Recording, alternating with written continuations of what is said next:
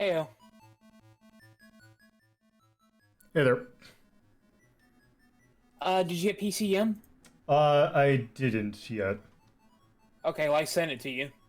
Did you? Oh, yep, I see it now. For some reason, I didn't get the notification. It's not too late to add a game to the theme that might work, is it? It depends on what the game is. There's a game that's kind of a sequel to Crush Chumble. Is the movie Monster Chump. game? Yeah, do you have that? I don't have it on me, but I could get it, but also I have enough in that theme, so... Okay, just wondering. Yeah, I was thinking about it, but I want to do a little bit more diverse. Let's see. Um...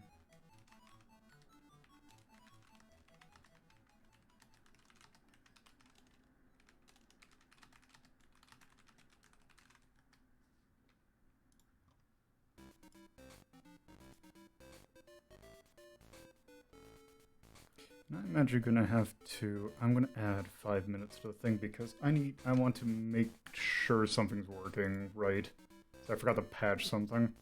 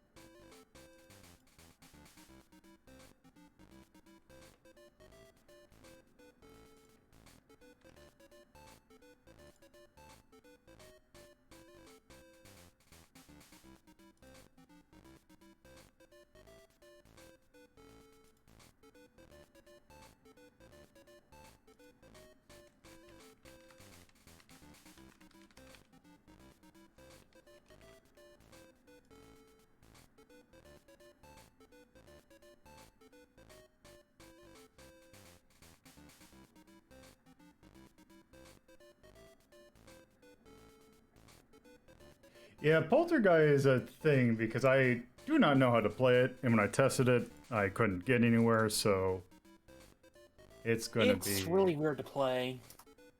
that's gonna be a fun time.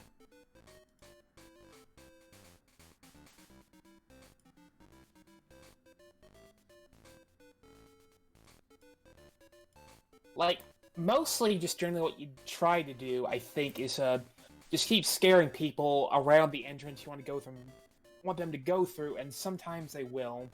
Sometimes they don't, so just keep doing it until you die, I guess. Yeah, let's see. Okay.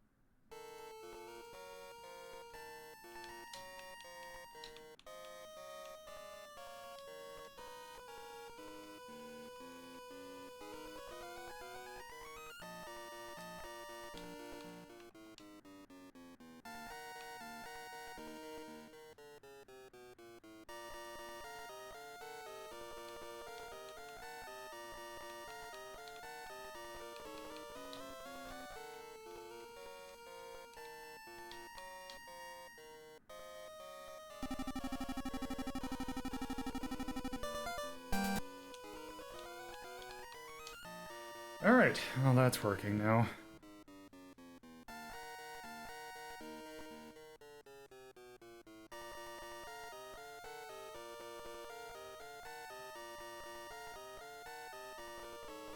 Okay, now what else was I gonna look into? Oh, that's what I need.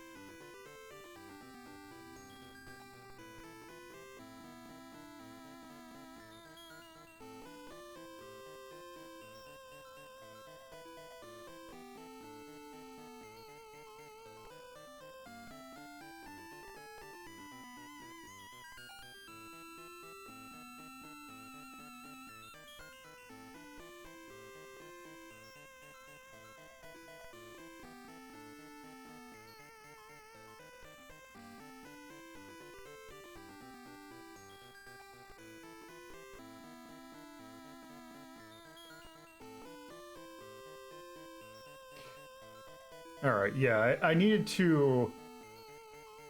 For, the third game that we're playing, I need to, figure out what the hell the controls are. What game is it? Crush, Crumble, and Chomp, I hate that name. Because I keep on wanting to call it, Crash, Crumble, and Chomp. Or in, Stomp. I keep on wanting to call it anything except what it's actually called. I think I played it once. I remember the controls are pretty weird. I think it's one of those games that uses a bunch of keys on the keyboard. Yep, I got the manual open with the list of commands, because thank you, Internet, for giving me that ability.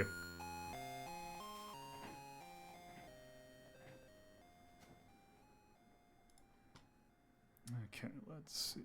Where's my... Oh, before I forget, I meant to do something. Oh, actually, one other thing that since I am... Sorry, I want to check something, because I've been finagling with RetroArch, and I want to test something. And I can't test it unless I am streaming.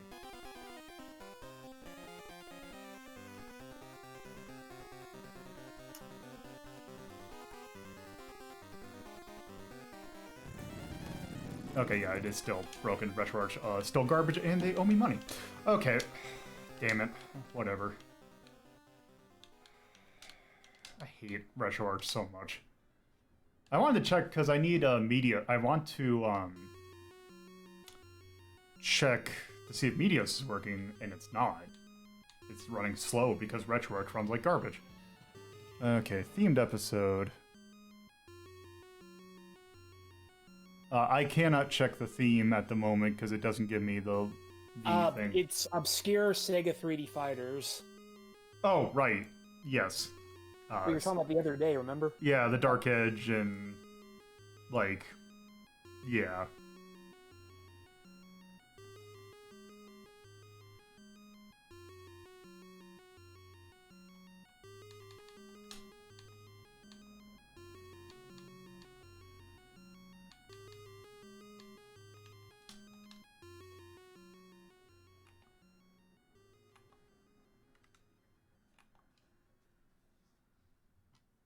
Some suggestions, let me know, because I can think of a bunch. I'm sure I could find stuff for that.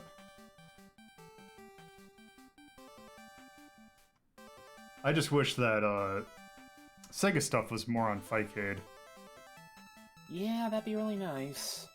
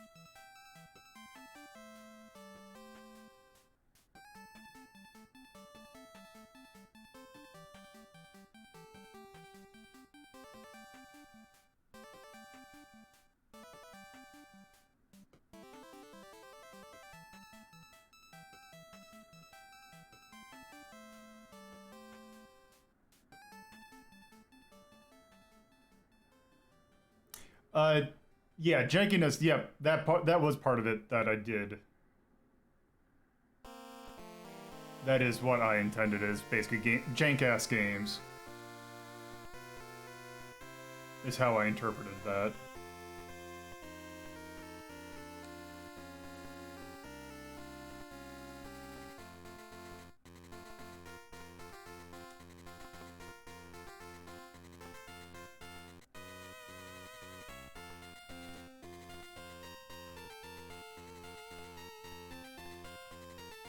So before I start, I'm gonna go and grab a drink real quick. Okay.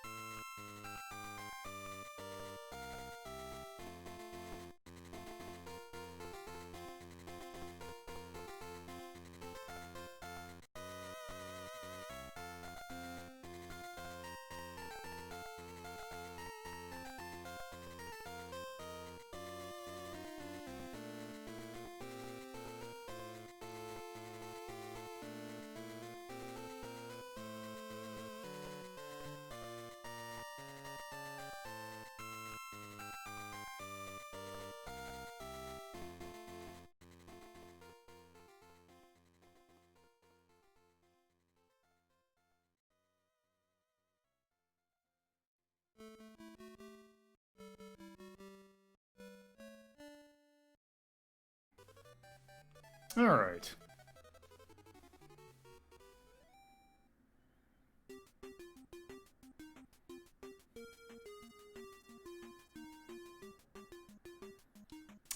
Okay, so let's go ahead and get going. So, hello and welcome to another episode of Rhapsody. We are taking a look. This was a theme that was requested by Tyrion. That was basically it was games in which we play as the bad guy. Now a lot of these are cases of, you know, you play as the bad guy, but you are doing something still noble. So I'll admit that there are some cases where, you know, that'll be the case. But I kind of divided this into basically three categories, three types of bad guys. We got criminals, monsters, and horror things. So monsters in a different sense. So first off, we're taking a look at games in which we are criminals. Now, this first one we're taking a look at is a pretty old one. It's the reason why we're going to start it with it. This is back in, this game came out in 91, or not 91, 81. Back when Pac-Man was huge. And of course, when you have a hit, other companies try and get in on the action. And Data East really want in on that action too. So they made this. This is Lock and Chase. It is a Pac-Man derivative in which we star as, basically, I think our name is Lock. I can't remember. I think your name is actually Lupin in this. Huh. If I remember right. Also, I love the names of the cops in this. I'm not going to comment on it, but I love them. Yeah, that real... You could tell that it was not native English speakers.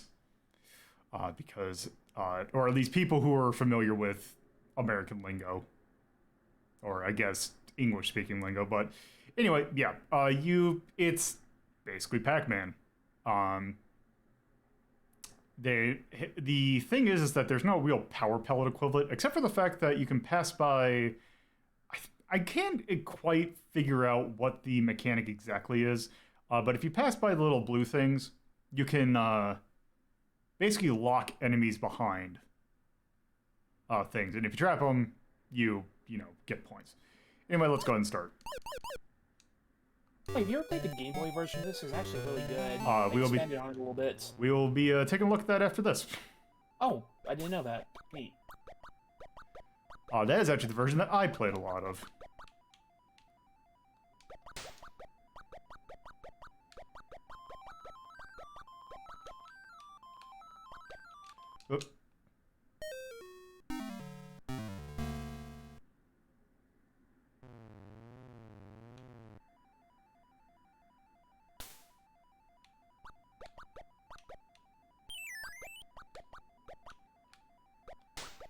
Oh, let's see if I can time it. Yeah, like, I don't quite fully understand how this thing works.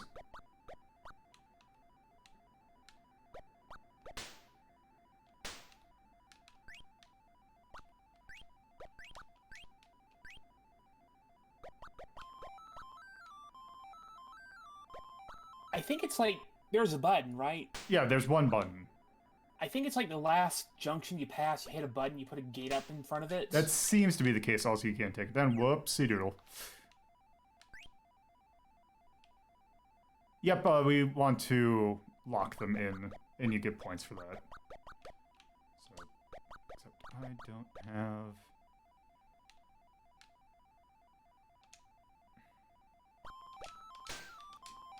Yeah, because I passed by this one, and then it's... But then it doesn't... Like, I'm mashing the button and it doesn't do anything. Oh, god damn it. Like the fake tunnel. Oh, now we can leave.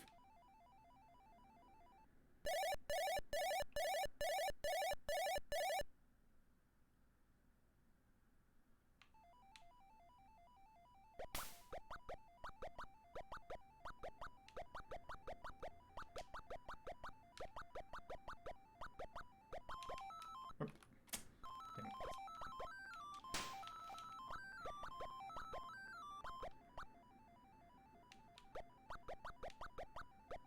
Yeah, this is a very basic game. I can definitely say that this is not quite on the caliber of Pac-Man.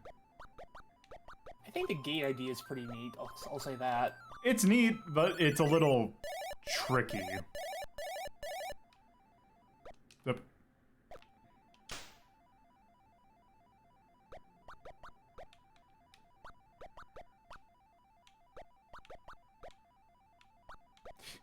The rhythm of you picking up power pellets can sometimes give a nice rhythm to it.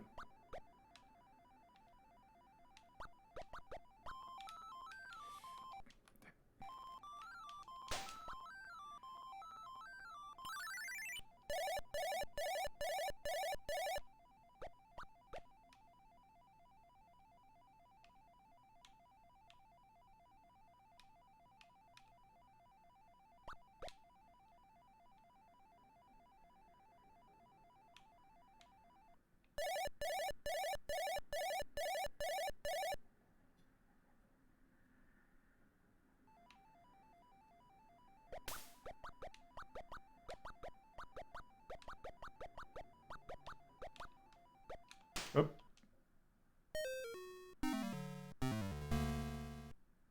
Yeah, not much to say about this game. I mean, it's... I've seen worse Pac-Man ripoffs for sure. Yeah, there's definitely worse, but also this is still not that great. And I'm kind of struggling for commentary, I'll be totally honest. Yeah, it's kind of thing I was like, okay, you get the gist of it, like, almost immediately, because it's not like there's more enemies that are going to show up, it's the same for cops.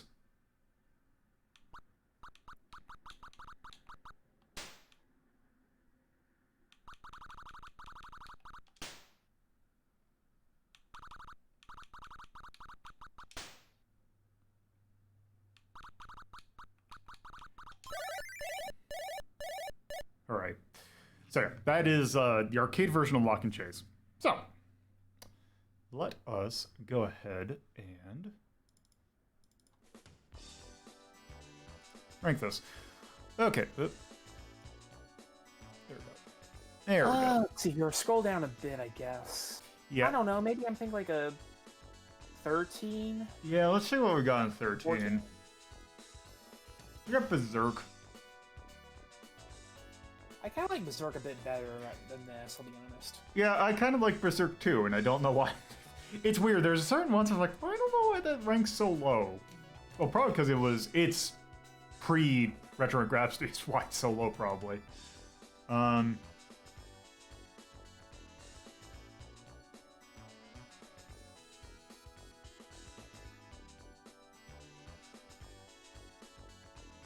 I don't know, 13 or 14, what do you think? Oh, I'm seeing stuff like Mindstorm. I'm seeing other Data East games, seeing RoboCop. Side pod. Actually, there's a few. Actually, there's a few Data East games in 13. I would say those are better though. So let's see, 14. Altered Beast. The Acrobat. Crystal Castles. Another Pac-Man clone. But this sounds a bit more accurate. I could work with this. Yeah, I think 14. Yeah, 14 sounds about right.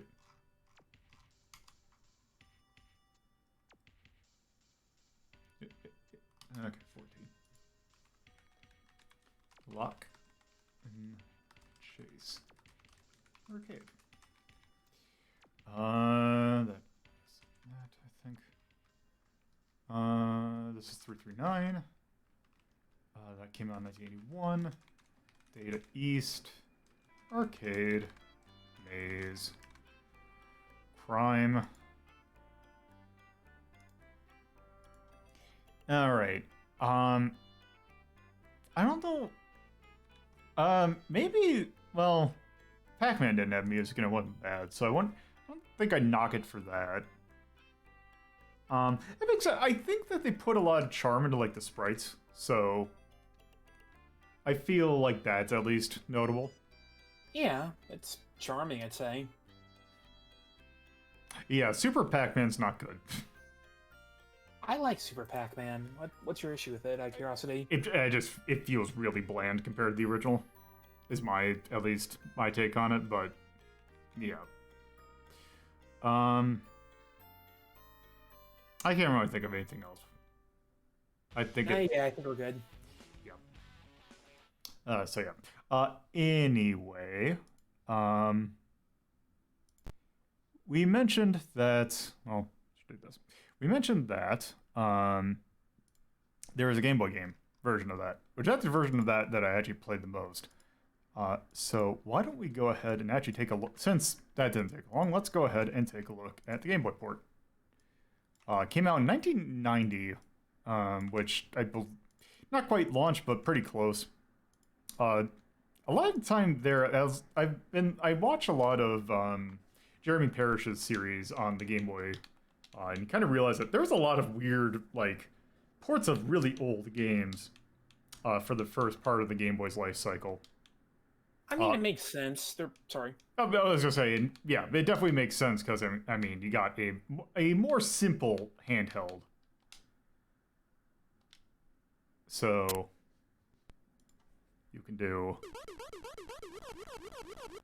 I'm going to pause it until this shows up.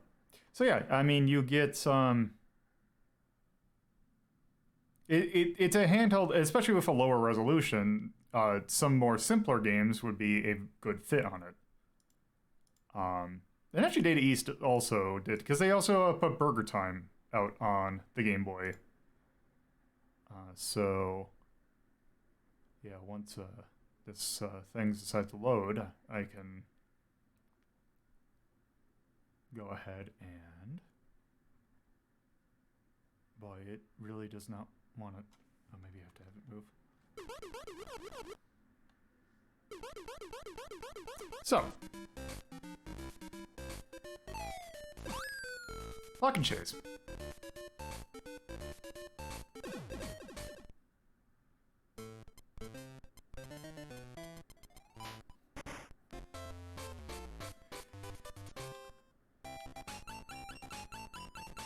So yeah, it's pretty similar to the original. It is still a maze game. Except now... I appreciate they tried to make everything look a little bit less Pac-Man-esque. I Yeah. guess they had to.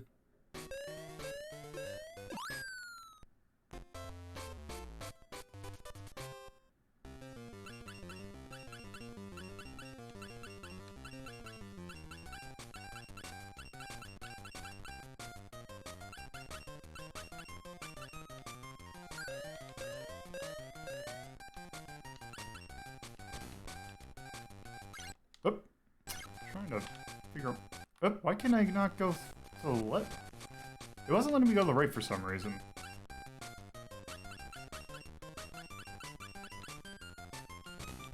Okay, so let me try and figure this out.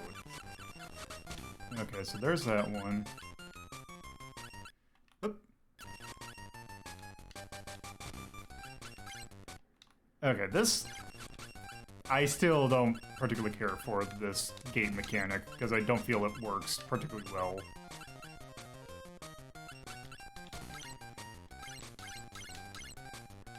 Its issue is it's just not cleaning out when you try to get it, or... It just doesn't seem consistent.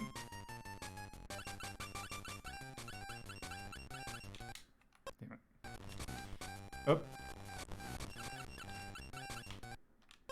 Also, seems like you have a larger hitbox in this one.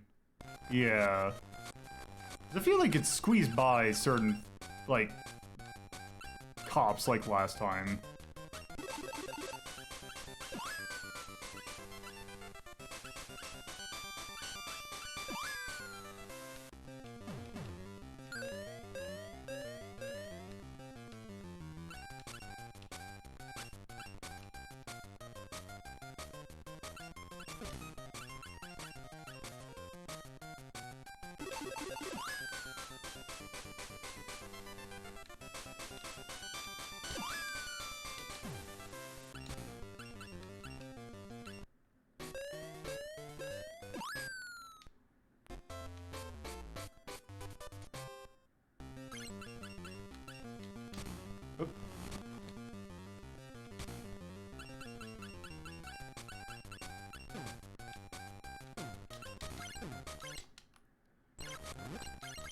Yep, that's not gonna work.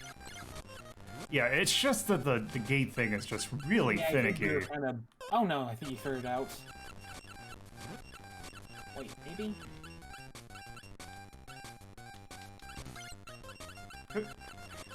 Because I figured... I can go back pretty far. Anyway, go ahead. There we go.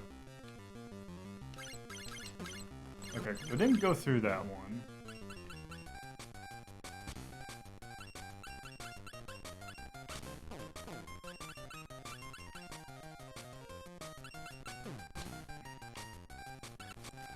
Yeah, it just seems really difficult to pull off.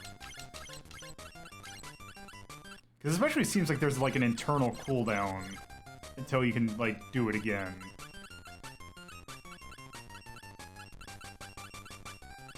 You can only put 3, I think.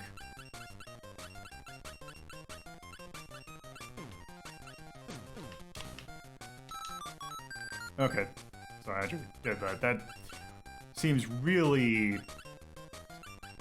Nah, it does not feel great. What if you held the button? Does that do anything different? I don't think so. Just guessing. Shit. That's...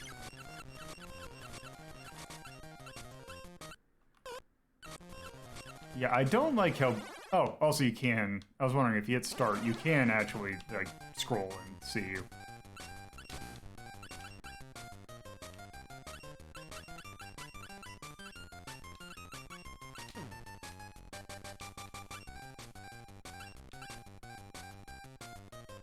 Oh, goddammit. I hate it when power-ups just disappear right as soon as you, like, get to them.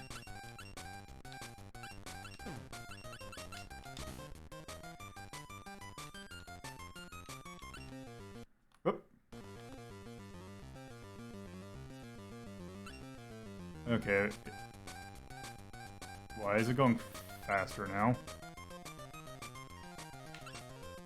I assume it's doing that thing like Pac-Man, where if you take too long, everything speeds up.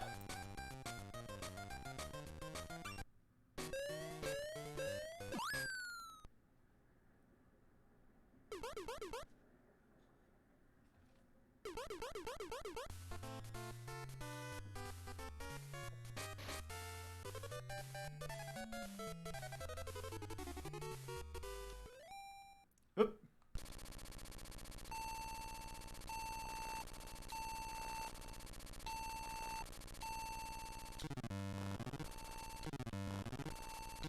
Oh, I guess.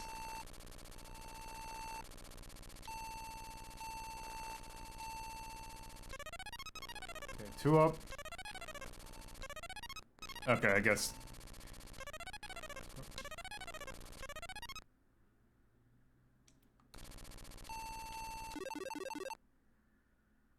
Oh wow, that actually gives more coins. So I could just technically get infinite coins here.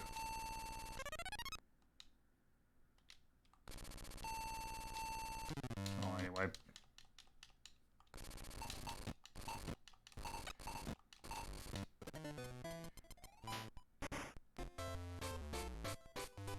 Oh, no mechanics. Oh, it's just those. Okay. Oh, they do the thing I hate in Pac-Man clones. Well, except it's not as bad in this one because it does have the thing in Pac-Man does where you are forced into movement because you can just stop. But in Pac-Man, a lot of Pac-Man clones, if you get the thing where you're not in a discrete hallway, it becomes incredibly hard to control. Where you're up like against a corner, you mean? Well, like the thing where it's like the 3 in a row thing. Or like the box.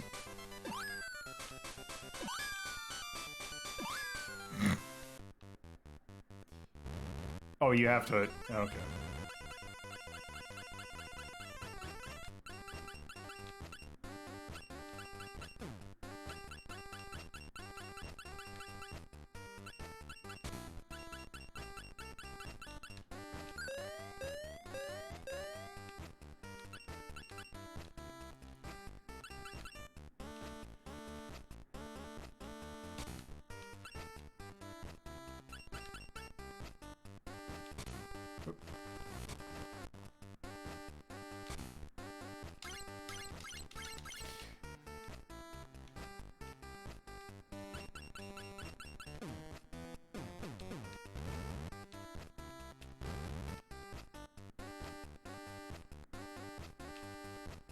I should rank that at some point.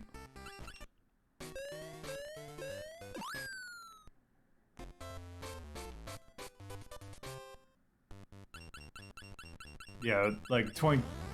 I should rank 2600 Pac-Man at some point. Oh.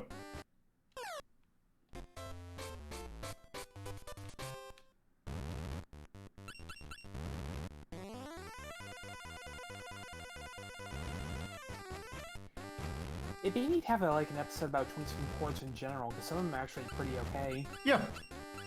I played a lot of the Miss Pac-Man Atari 2600 port. I mean, you know what you gotta play to do something like that? Like the Xevious port or like the Krull port. I was gonna say 2600 Clacks. Oh yeah, that's right. I forgot that existed.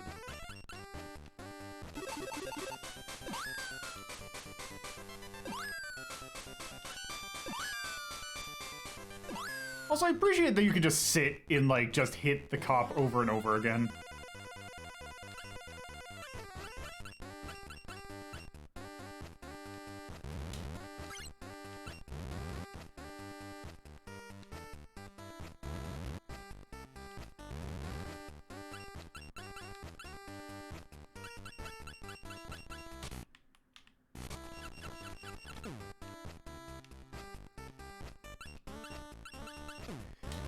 Yeah, like, this just feels really not great, like those hallways.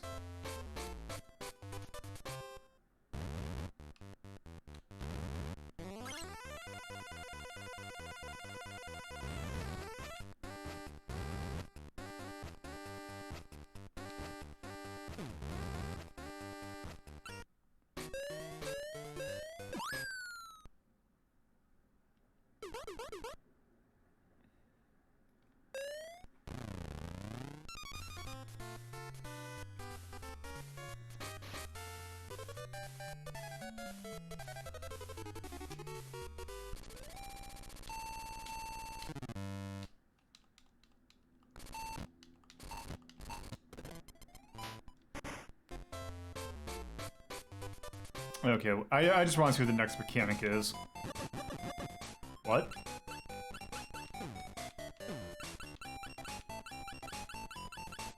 Oh, it disables one, but leaves another going. I think is how it works. Okay. I like how it introduces new mechanics as you go. That's pretty neat for a Pac-Man style game. Also, they give you these small ones to do, so you can get a kind of a decent idea before.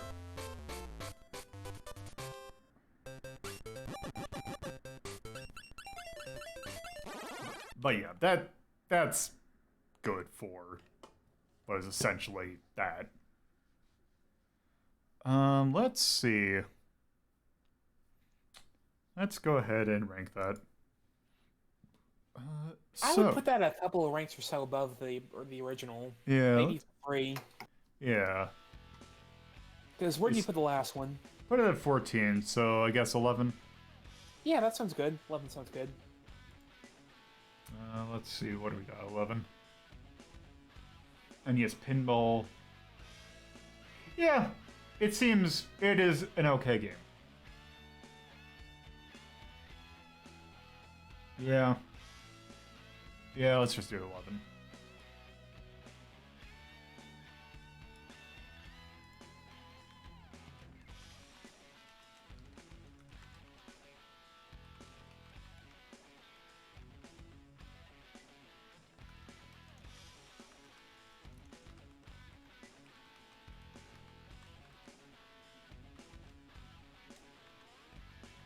Maze, Rhyme. I think the charm's still there. Also, I like the soundtrack. Other than that, I think it's fine. Well, actually, what I'm going to do is I'm going to say I like the idea of its gameplay, but yeah, actually, I'm going to put that for Lock and Chase. I like the idea of what it's going to try and do, but it doesn't really do it well. But yeah, I think that's good for that. So, our next game, if we're talking about criminals, and this is actually somewhat relevant because we're actually taking a look at a movie that is based on this franchise for Media Delta this week. So, I guess this was front and center in my head. And, yeah, Lupin the Third, which is a franchise started as a manga. Yeah. We're not playing Cliffhanger. We did, and I had to edit out all of the thing when they showed it because it's just Castle Cagliostro and Secret of Mamo. So yeah, they did not like that. I can imagine. So yeah. Now this one is not necessarily based on anything in particular, but it has a lot of references to Castle Cagliostro. And this didn't come out over here, obviously, because Lupin really didn't get big over here until post-2000s. So there wasn't really any desire to bring it out over here. Also, there are other reasons why, which we will go into once we actually see the game in motion.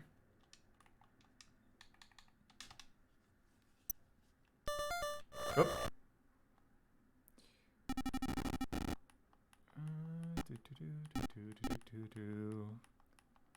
Excuse the beeping. It would.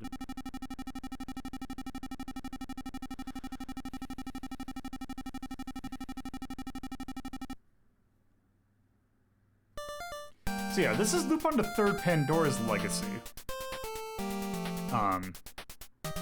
It is published by Namco, developed by Toze, and yeah.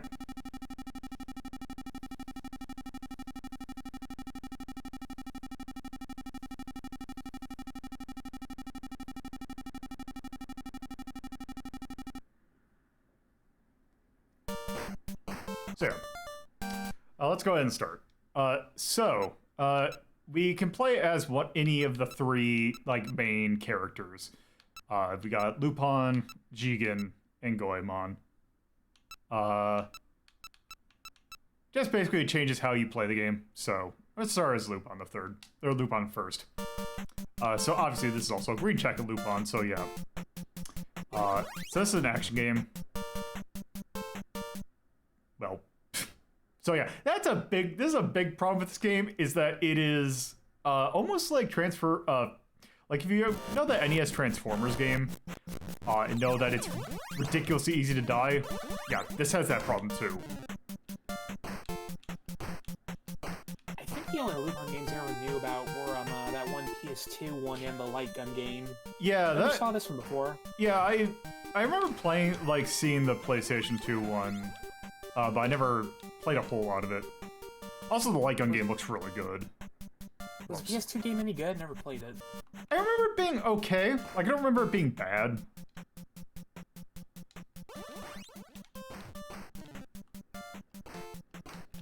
That's good. And yeah, the light gun game is pretty good. You should consider doing a thing of it sometime. Yep. Oh, what's up? Okay, I'm trying to figure out how...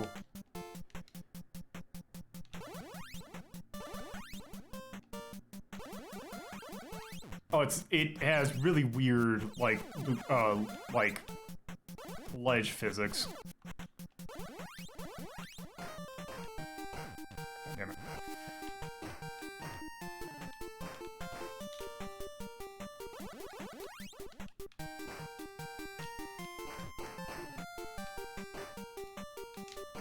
Trying to see if these, like, things do anything, but it doesn't seem like it.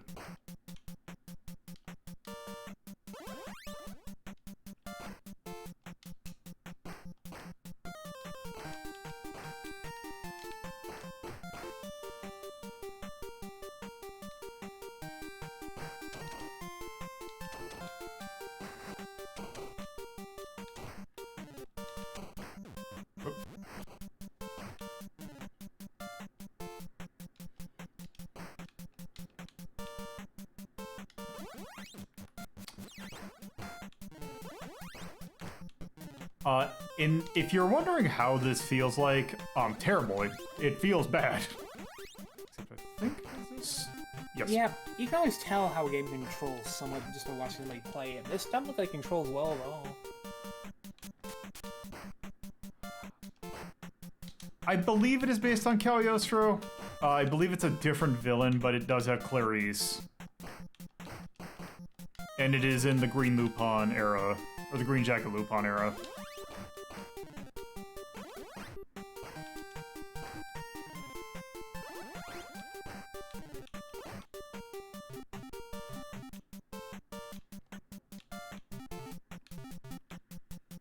And yeah, the claw enemies were also in Cagliostro.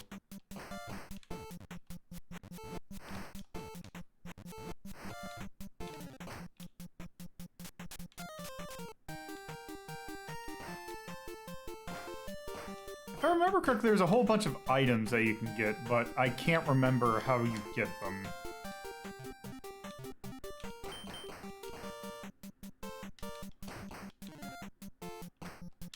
Oops.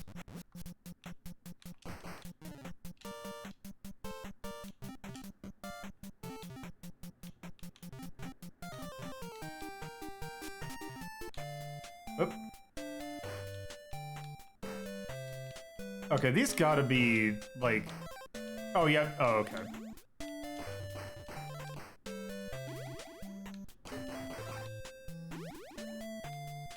So I believe the radio actually, if you use it... Yes. Lets you switch characters, which I don't know if I want to switch quite yet. Honestly, watching this just makes me wish you were playing Rolling Thunder. Yeah, this feels like bad Rolling Thunder. I don't know.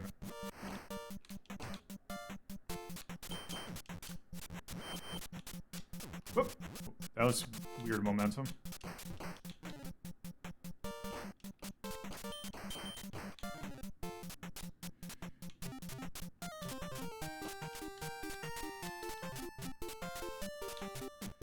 Nope.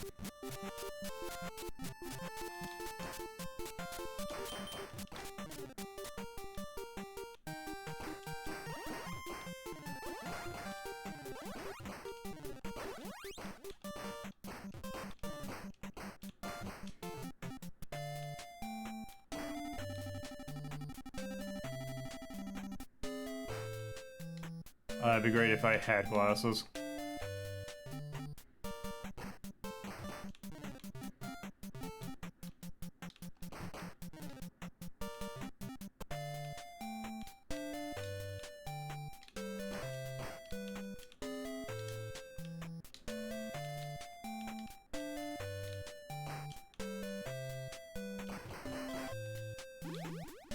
Oh, there is the glasses.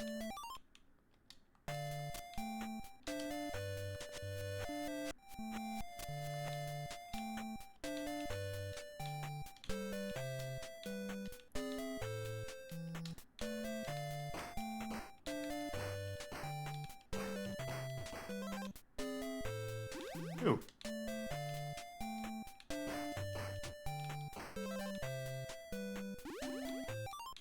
Let's see. Okay, let's not.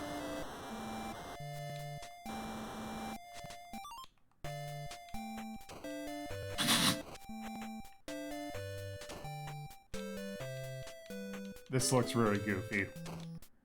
Wait, can I not leave if I'm holding this? Whatever the hell it's supposed to be, it doesn't look like a shotgun.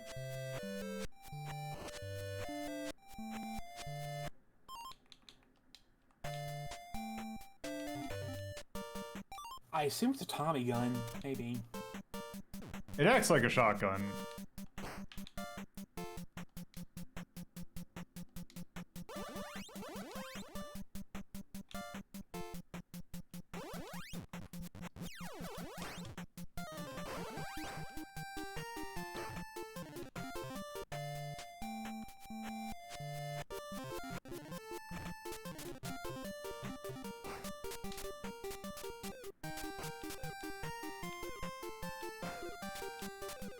Oh, do those things trigger traps? Okay.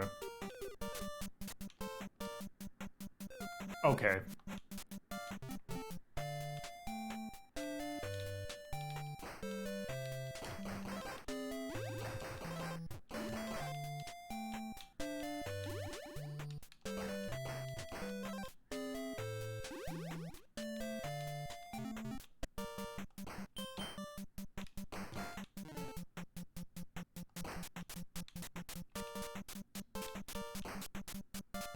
I don't think so.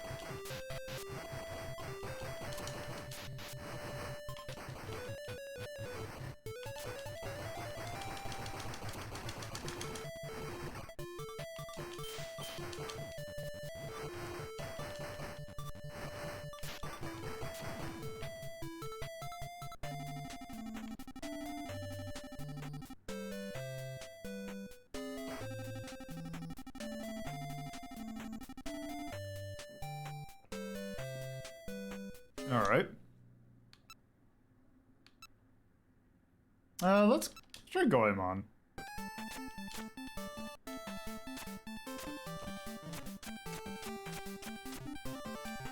So we have not quite Legend of Kage. I'm not really sure this is improved or not. I have a feeling it's probably not going to be.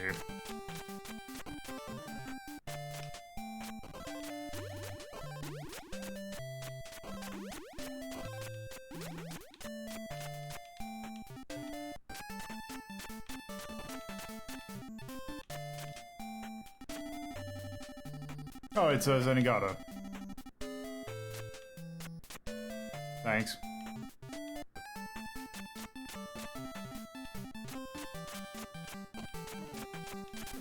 Ow. That's super weird they didn't actually, like, do anything.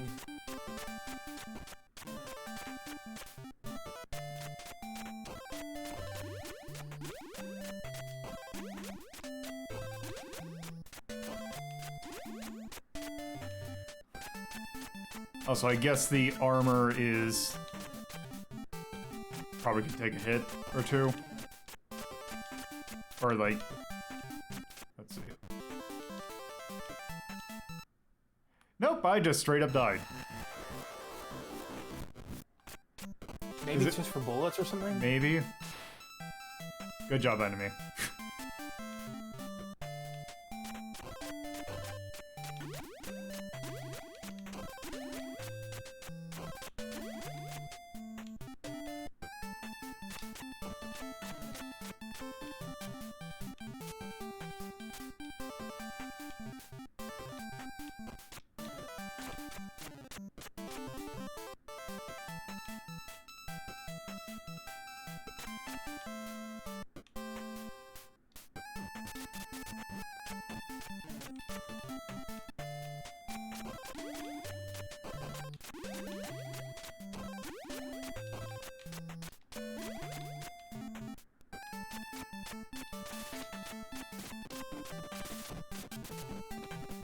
You know, I just realized another game that I should have put on here.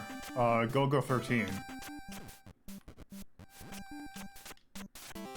Yeah, that would have been a good pick. Especially like a game of that.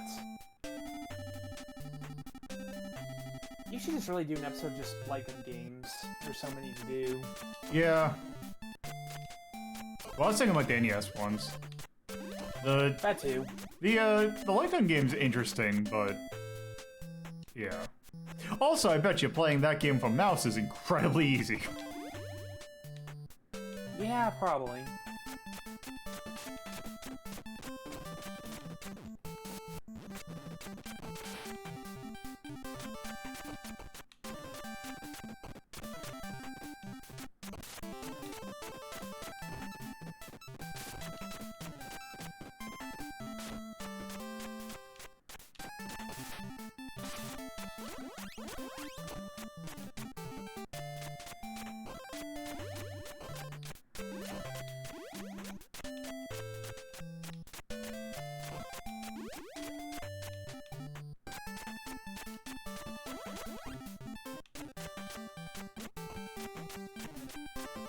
Okay, I guess we're just gonna fight Jiangxi.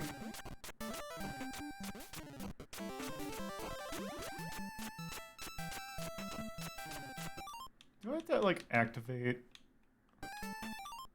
Oh, I guess Goemon can't use any of the items.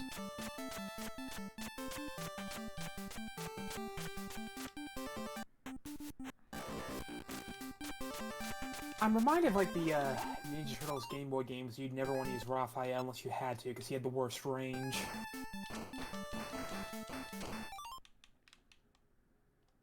Wait. Is Lupin literally the only one who can use any of these items? That's really dumb. Wait, don't you need the glasses though? Yeah, I wonder if... and yeah, wait. So, if Lupin gets caught, you're just basically screwed then, is that it? I guess. Cool. Good game. Yeah, I don't think this game is very good.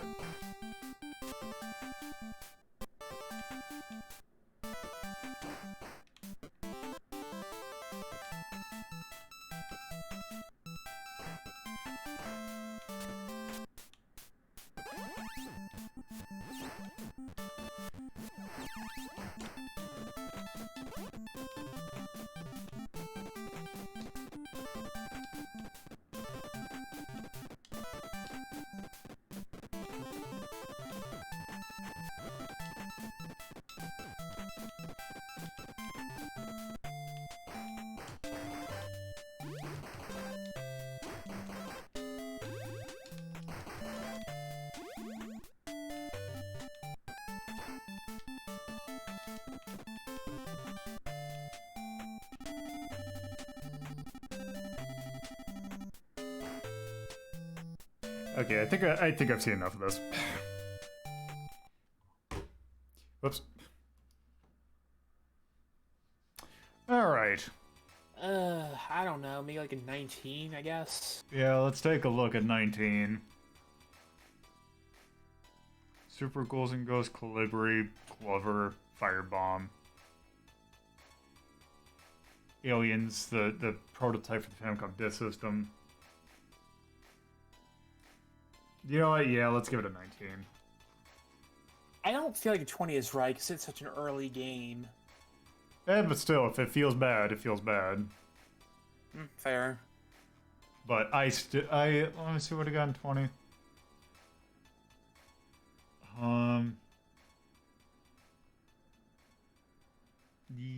Yeah, let's do 19.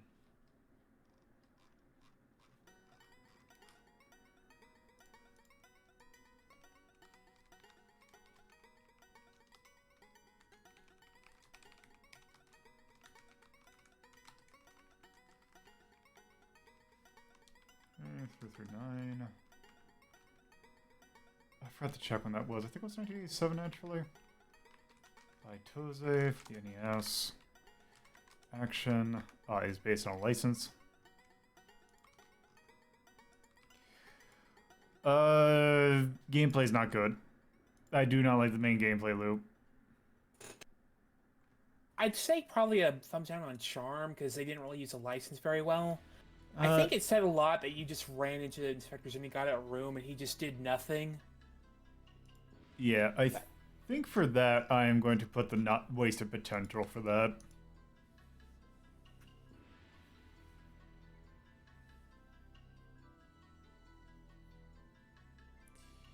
Yeah, I think that I'm good on that. That is going to do it for criminal games. So now let's take a look at games in which we play as kaiju. So this first one is actually apparently first came out the same year as Lock and Chase did. And this is a game that I hate saying the name of it because I always want to call it something different. This is Crush, Crumble, and Chomp. This is for the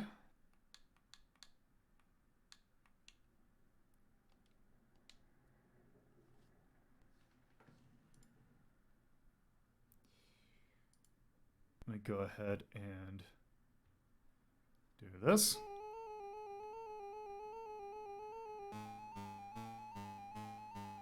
And yes.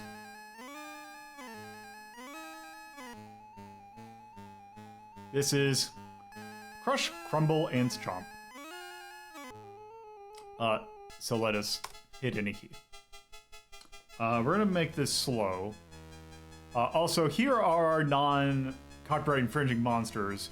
I very much appreciate Godzilla. I think we should play as Godzilla. Objective. Let's see. Let's just do balanced. And let's do New York.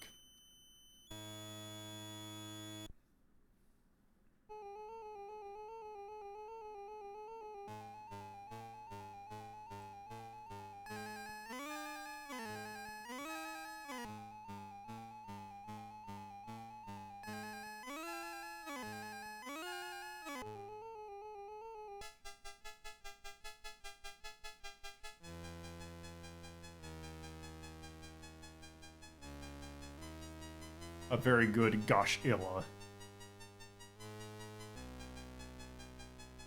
That's honestly kind of charming. I like that little animation of him. It's very good. This intro takes a while, though, doesn't it? Yeah. Also, I need to move the window so that I can see what my commands are.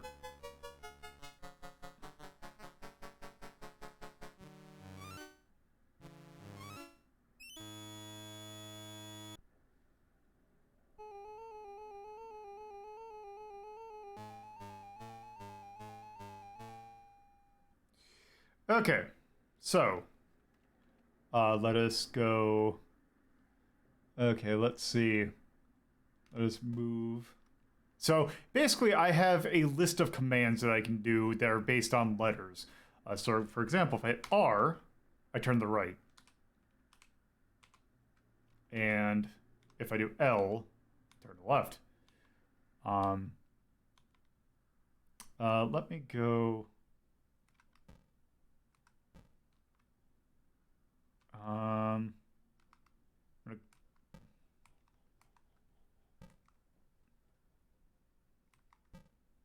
Up. Up. Let's.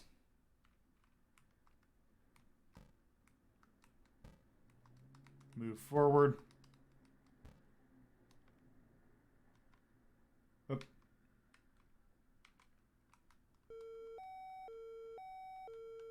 Up.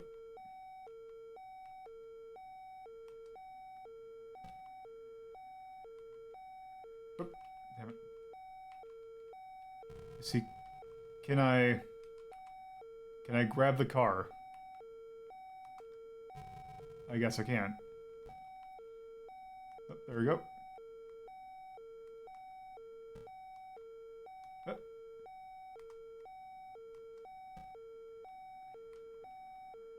Can I grab the car? Can I tail? Oh. Max and Chachi has now subscribed. Oh. Gojira. Thank you. I forgot to turn off studio mode. Let's see. Can I stop? Stop.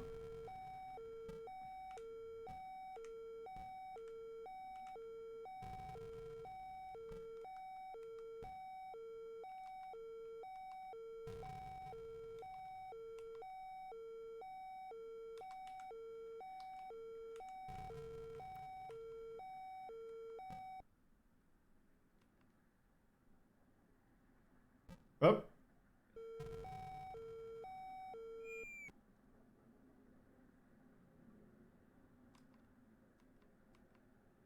Yeah, I think what happened is you got so hungry you lost control for a minute. Yeah. I don't know how you eat is a problem. I don't know anything about this game, honestly, but... Yeah, this...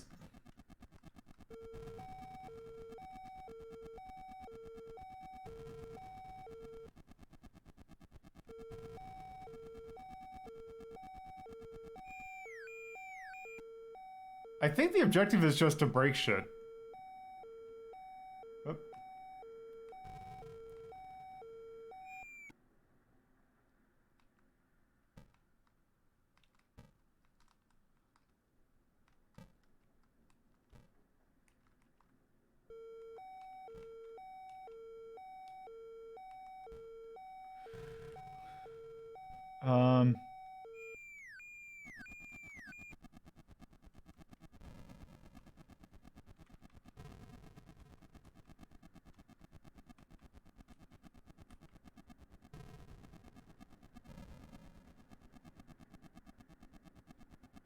Let's see.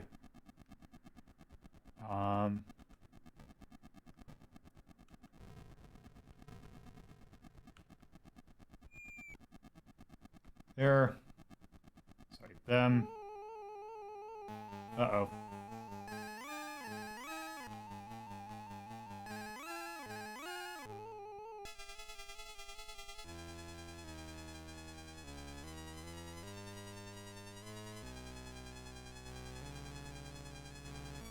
So what is your objective anyway? I don't know exactly.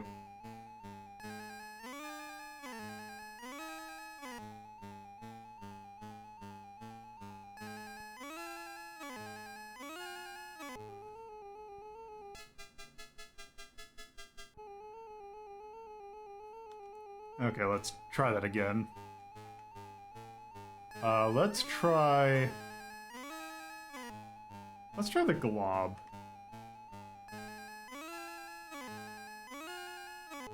Let's do balanced. Try New York again.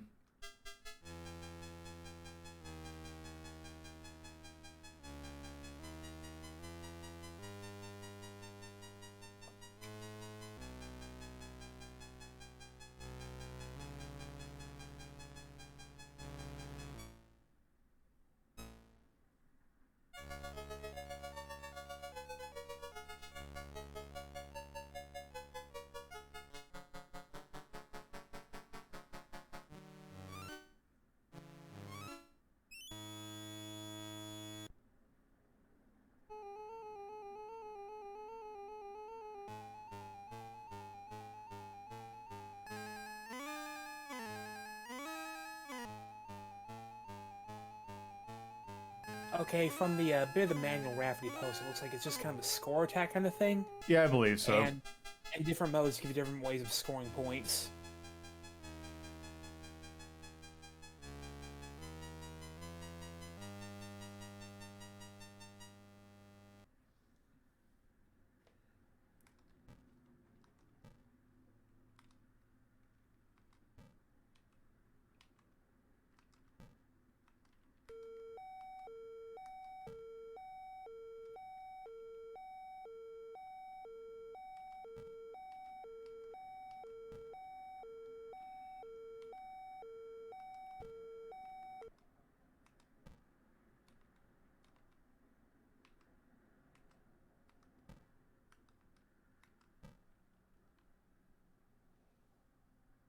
I don't know why I can't move onto this bridge.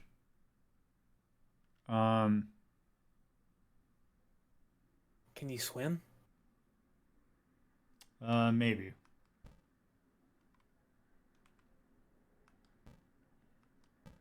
Nope.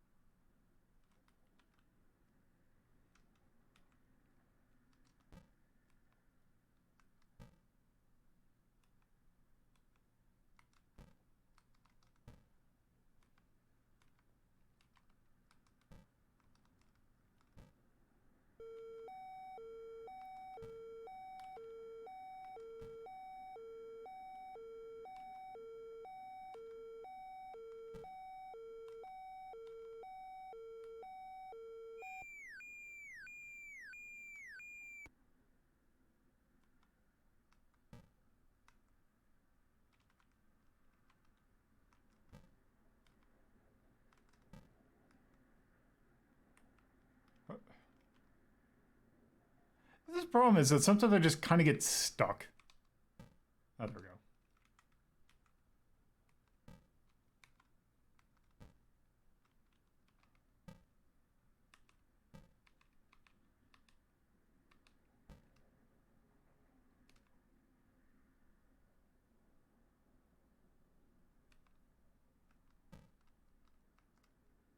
Why can't I...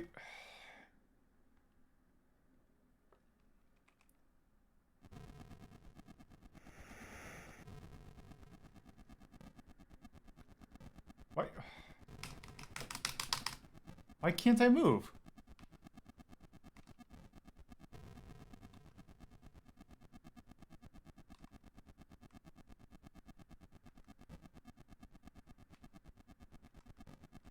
There we go.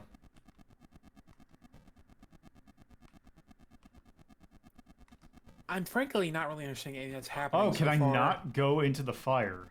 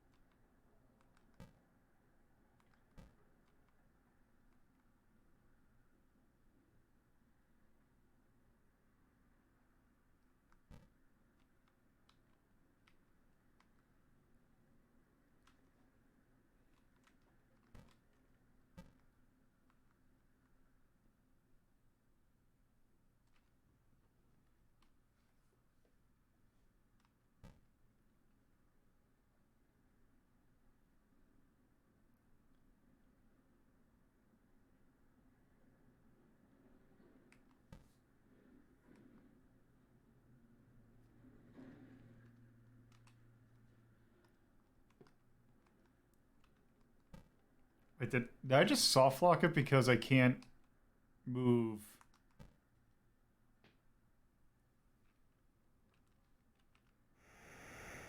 I think every time you go berserk, you lose control. That might be the issue. Yeah, but it's even when I regain control.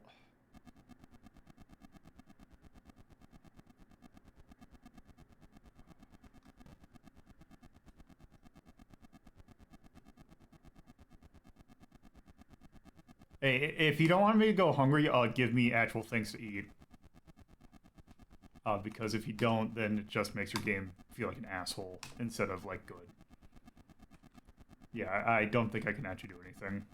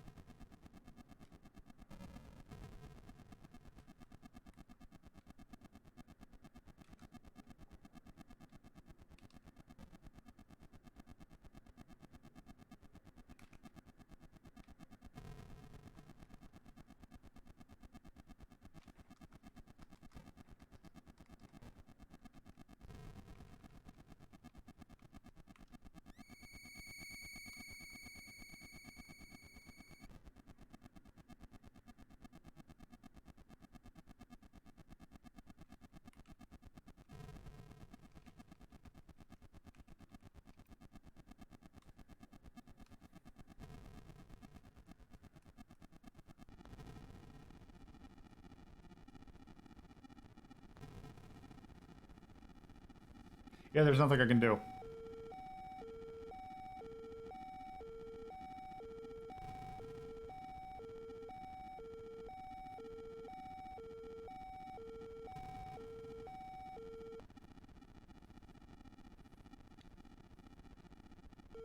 I feel bad, like, not enjoying this given its age, but I mean, look at it. This seems like they overbuilt the hell out of this.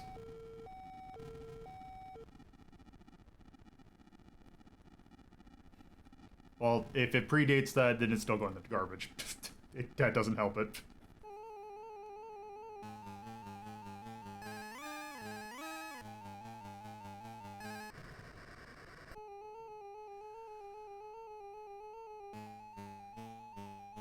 I think that's probably good for now. Yeah, I think we're good on that game.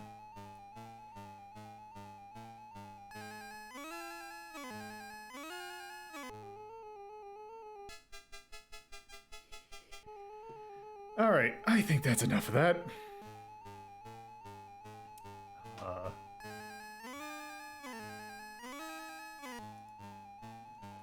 Okay. I do not think that game was good. I don't care if it's old. Let's see. How about 20? I feel like more like 420, maybe. I did not 666. 420. I don't think it's that. I think it's just a game. You wouldn't go for 666 either? No, I don't feel like it's... I think you can miss that game. Alright. I don't think it's that worth seeing. I don't want to be that harsh on it, because I like their idea, and I know the hardware was very limited. It's just... I like their idea too. It's just a shame that it's a nightmare to pull off. Also, I hate its name.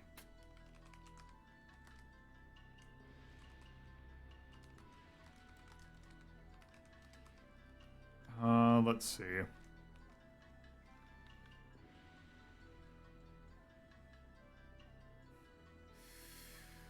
Yeah, let's see. I don't even know what to call that. Let's see. 339. 1981. Epics. C64. I'm going to call it a strategy, even though there's weird things. Oh, did I put Crumble? Oh, up there. Angry Smash. Alright. I like their idea. I just do not feel... I do like the charm of it, though. I like Godzilla. I think that's dumb fun. Other than that, I don't really feel any... Oh, actually... Take out the charms.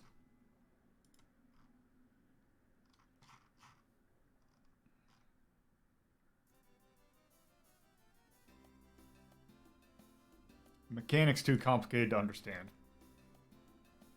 Actually, both of these. Mechanics too complicated to understand, and too many options with not enough explanation.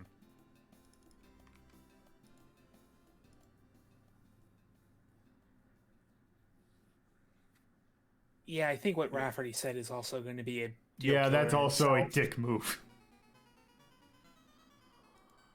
Alright, anyway, that is Crush, Crumple, and Chomp. So, if we're gonna do Godzilla-like games, I feel like we should do an actual Godzilla game. Which means that this is actually, we're gonna be doing a request within a request, because a game that Tyrion requested actually kind of fits this. So,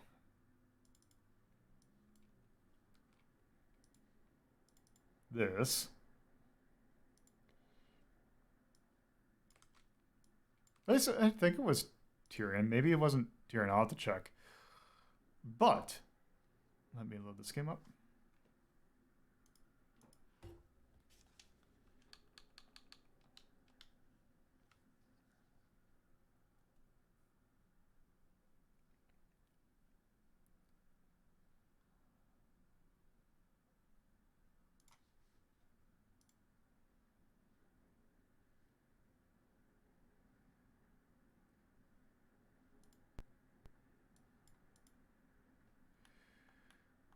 This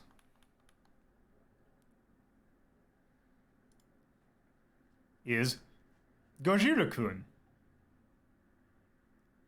for the MSX by Toho, which I'm pretty sure this is compile. Oh, maybe I forgot who requested this. Someone requested it. Anyway, yeah, this is Godzilla-Kun for the MSX. I can't remember if Godzilla-Kun's like a different like thing, but it is basically a cutesy version of Godzilla. I want to say this is on Game Boy too, maybe. So the Game Boy game is the sequel to this. Okay. That one definitely is made by Compile, but I'm pretty sure everything I looked said it wasn't, but I believe Toho's CinemaSoft library has been the copyright for games that have been published by Compile. But yes. So this is I don't want to call it a puzzle game because it's not quite a puzzle game. It is you have to destroy all the rocks game. And there are various renditions of the Godzilla monsters.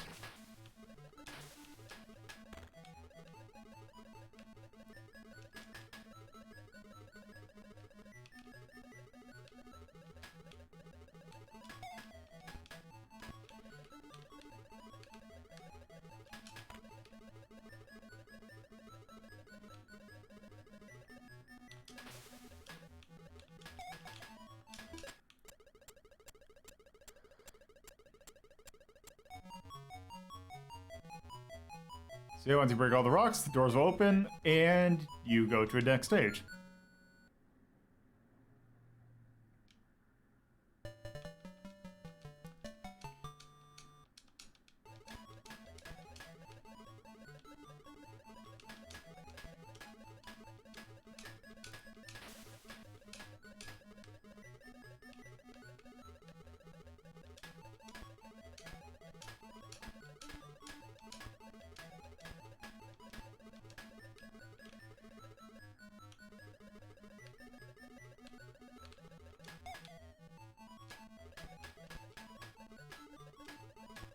I don't think that's supposed to be his hand. I think that's supposed to be, like, the atomic fire.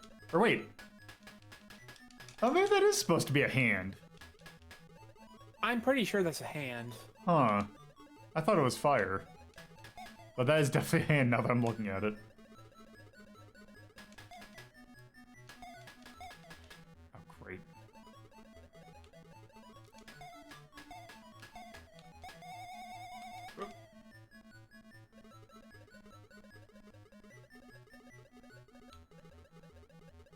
Remind me, did you stream that Pharaoh's Tomb game last week? What Pharaoh's Tomb game? I think Oh, King's Valley. Yeah. That's it. Yeah, we I did. think this came up. Yeah, kind of. I can see that. The problem is that this one is posing a problem because I can't. You can't kill this one in ways, and yeah, I think I. And if I push that rock over to there, that's gonna put in the water, which is gonna kill me. Yeah, so I do that, then I'm dead. Because you can't aim down.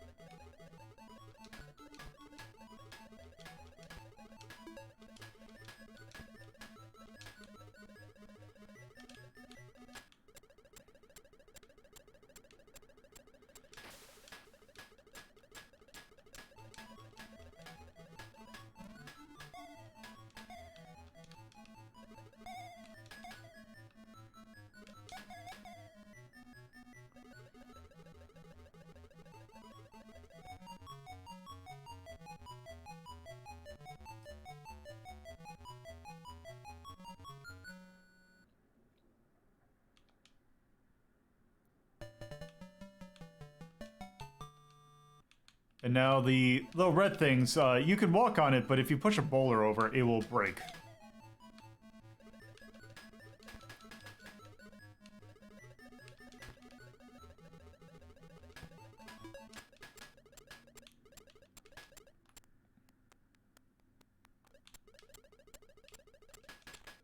No, the blue ones are not Discoon. They all are corresponding to, like, Godzilla monsters. Like, the red one's definitely Mothra.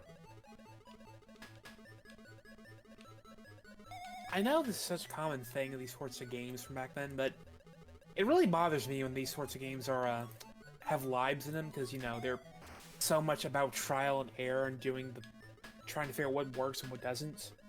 Yeah.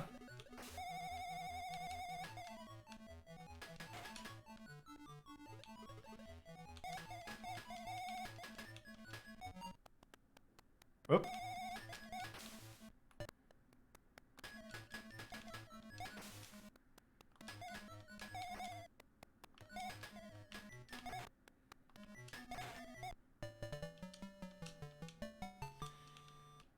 Also, that's great because, so the stages are set up in, like, this huge labyrinth kind of thing. Sometimes you have to redo stages.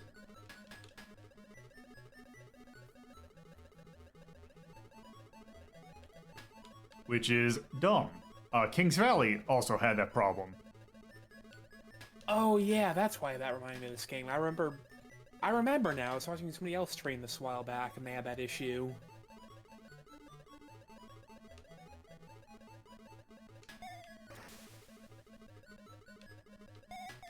It is going...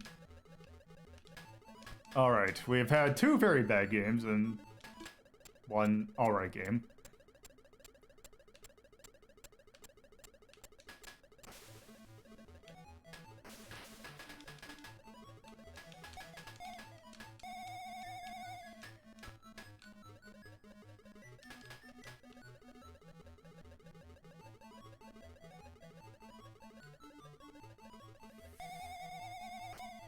Nope.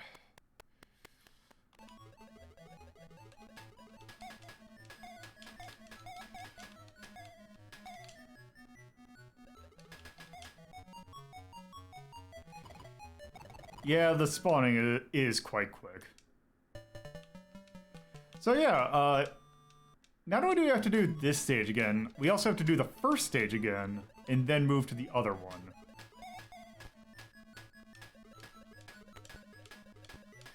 So wait, it's not the issue you went through the wrong door, you just have to do it again? No, we went through the wrong door, except the problem is we didn't find out that we went through the wrong door until much later. Oh.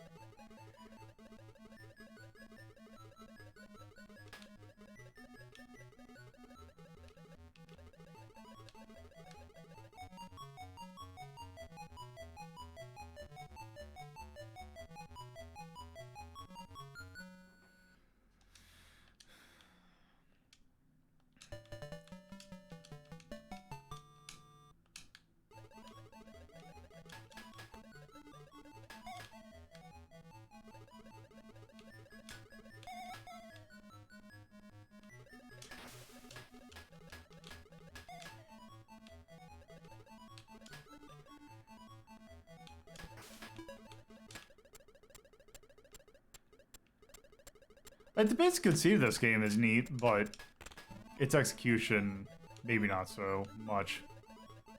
I think you do a lot better for action puzzle games for sure. Oh yeah.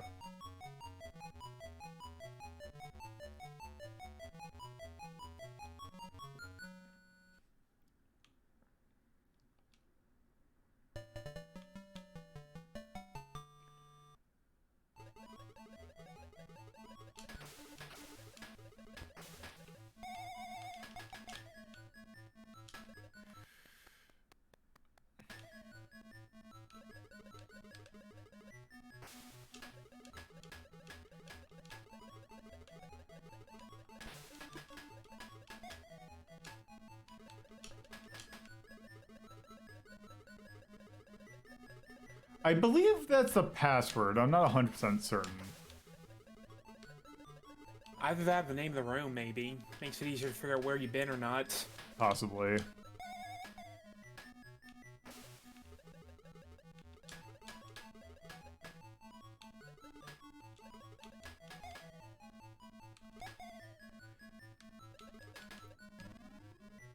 Thanks. Oh, and if we went down, I bet you that would take us to the thing where we'd have to go through like 4 stages again.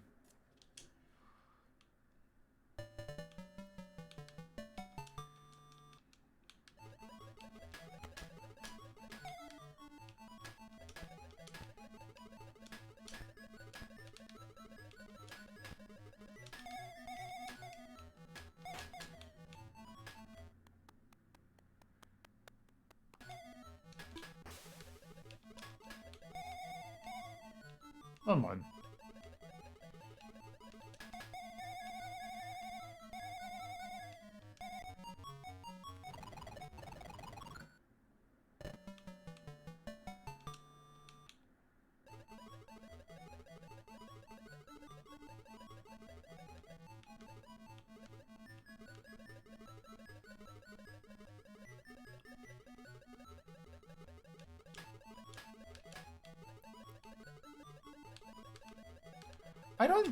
I think, whoops.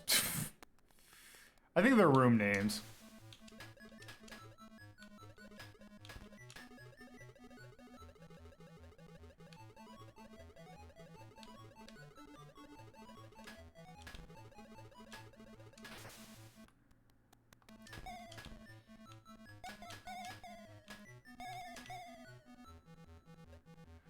Oh, I see the problem.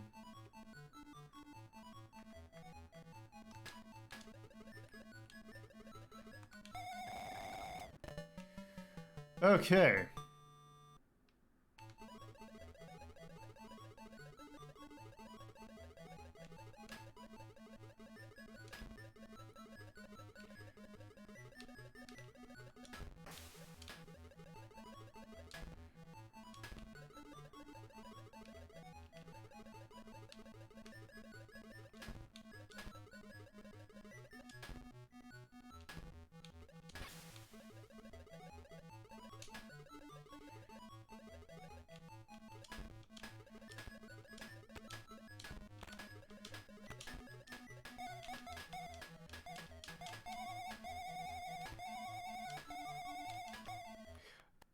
This would be a lot better if that blue one did not exist. How is the Game Boy sequel this, by the way? I've never actually played that. it. There's enough giant monster games you could probably get a second stream done in them. Oh, I see the problem, Loco. That I have realized the error of my ways.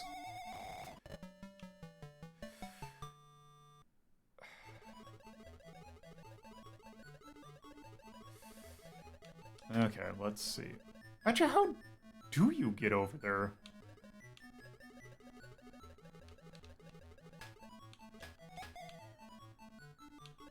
Is there no way you can make a... No, you can't make a bridge of the boulders, can you?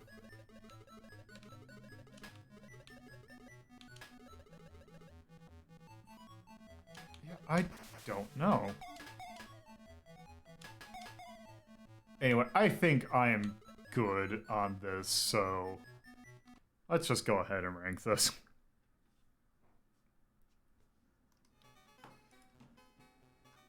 All right.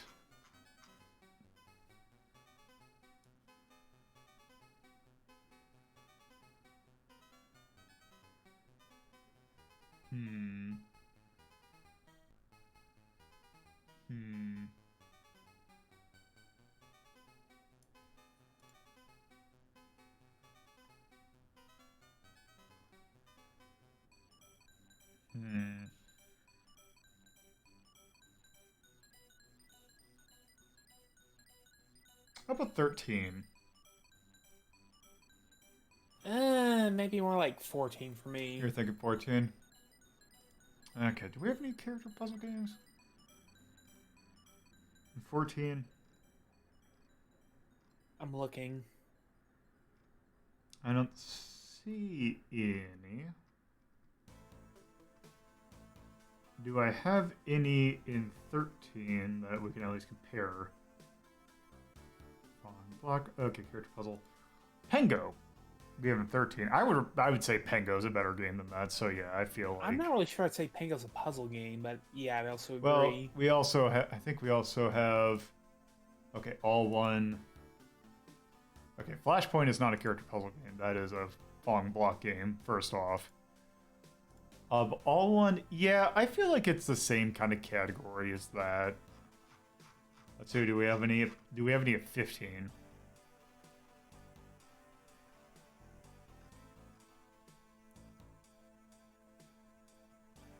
We do not.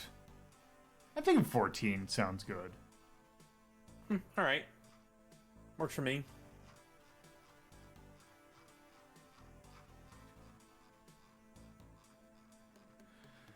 Okay, let's see.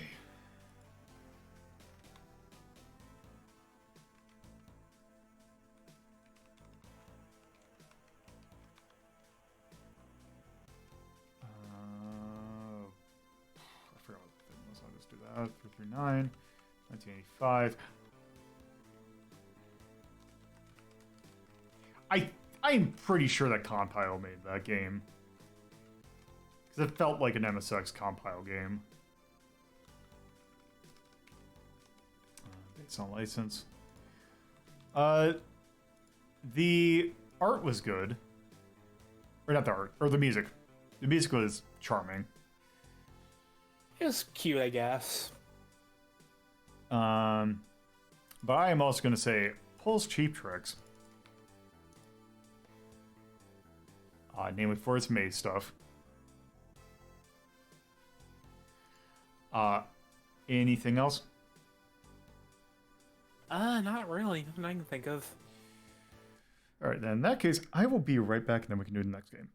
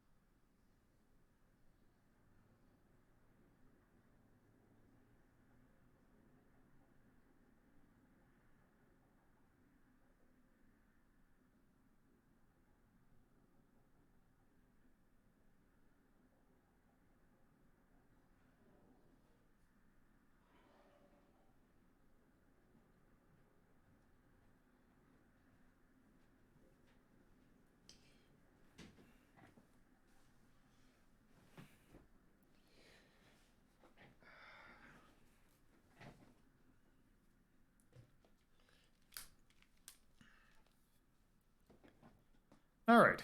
So, our next game, if we're doing monsters in video games, like Kaiju like that, I feel like there is a franchise that we need to play a game from. And it might be the one that the thumbnail is from. This is the Rampage game that actually I have played the most. I think I used to have this on N64. Yeah, I know N64. I think I might also play it on PlayStation, but I also played this in the arcade a bit. Which is the version that we're going to be taking a look at, because it's the original.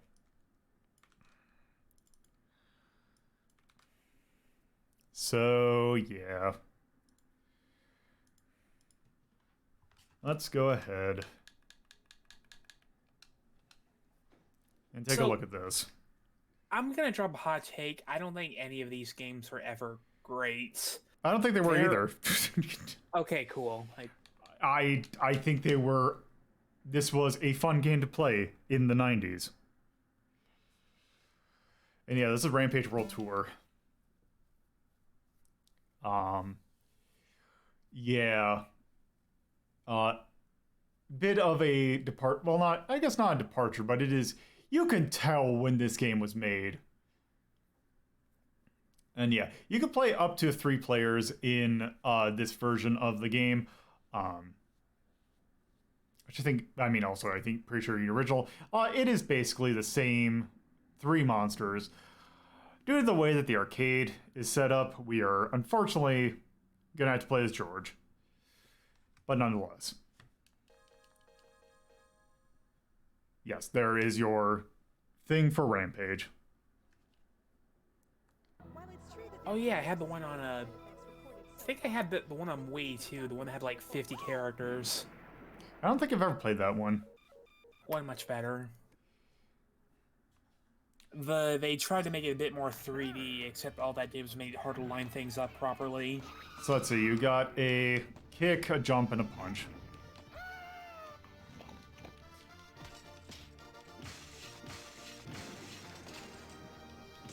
And yeah, it's basically the same formula as the first game, just a lot smoother. And a lot more sped up. Hey, is that Rampage movie The Rock in it up for Media Delta? Is that eligible? Yes. Well, I guess now it's on the list, isn't it? Well, we could have done it because we did the first game, so...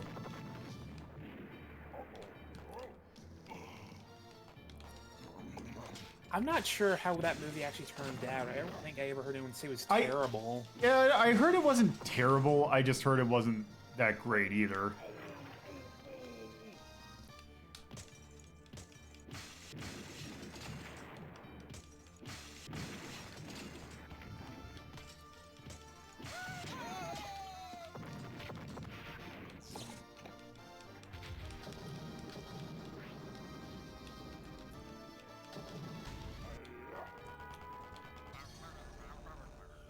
Clearly the creature's goal is to wipe scum labs from the face of the earth.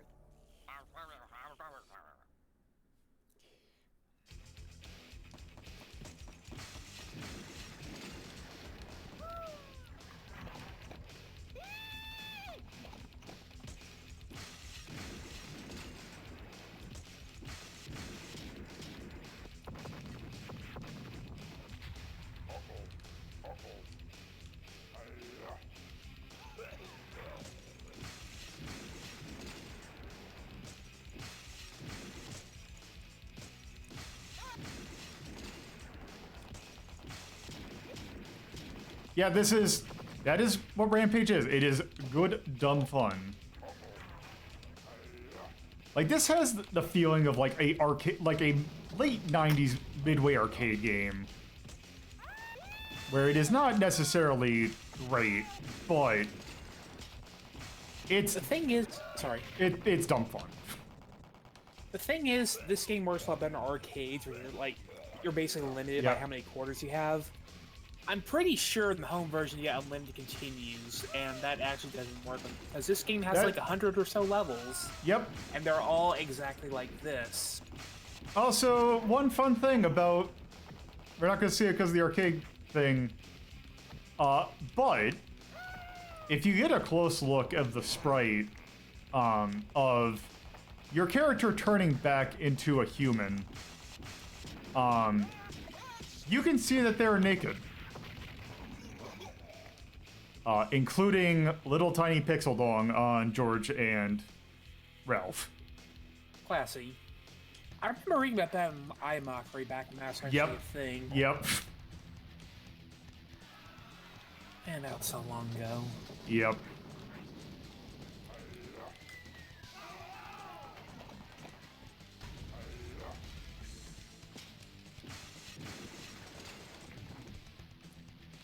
I think you probably have a lot more fun with this with multiple people too. That's kind of how this is meant to be played, I'm pretty sure. Yeah. Because there's a lot of PvP focus in this game. You can, like, punch the other players and throw them around, things like that. Yep.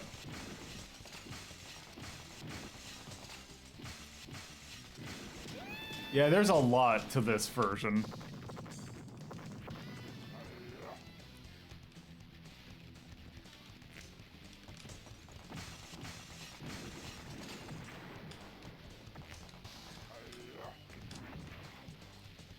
Look, you can drop kick an helicopter out of the air, so it can't be that bad.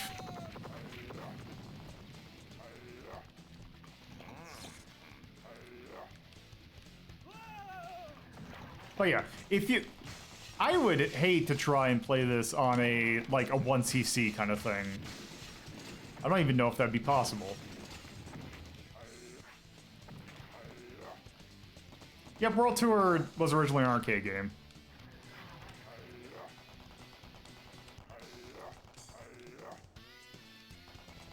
I think TPO Loco is thinking of Universal Tour, the sequel. Yeah, there which was were. basically... Yeah, I think this is the last arcade one. And that game is basically the exact same, to be different monsters.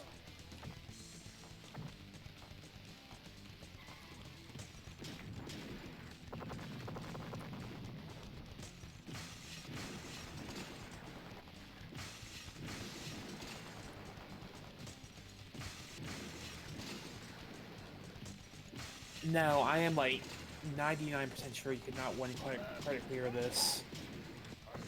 And I would feel sorry for anyone who tried. It's like, was it Eugene Jarvis that said that he could 1cc Smash TV? I'm pretty sure you can. You can 1cc Smash TV. I've seen somebody do it. Lord BBH from YouTube. Oh, did it? Sure Okay, that. they do it. Okay. I just always thought like Smash TV is just one of those games where it's like, okay, this is blatant quarter feeding. Clean it up. There's no telling what effect another toxin might have. What?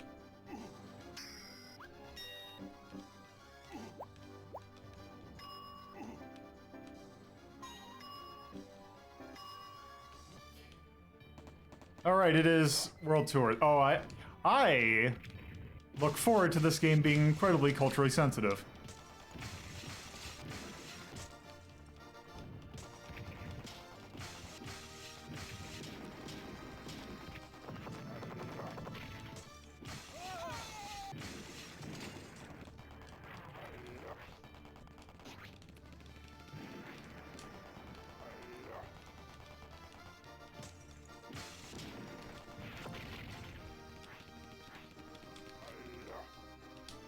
Did you destroy the... I guess not.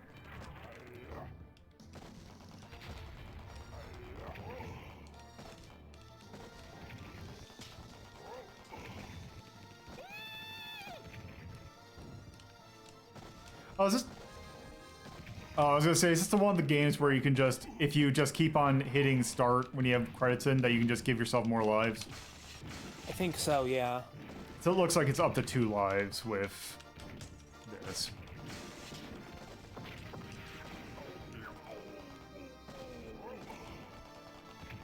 Okay.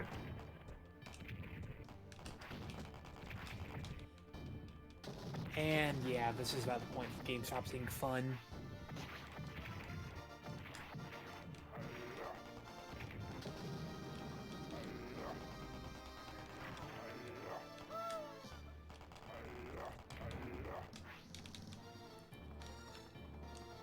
Did you ever play War of the Monsters?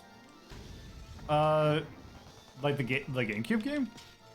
It was a PS2 game. I did not. Basically, imagine Twisted Metal, but with kaiju. That's what it felt like. Huh. It was also by the Twisted Metal people, so that's probably why. It was okay. The AI is really, really not fun to play against, though. Speaking of which.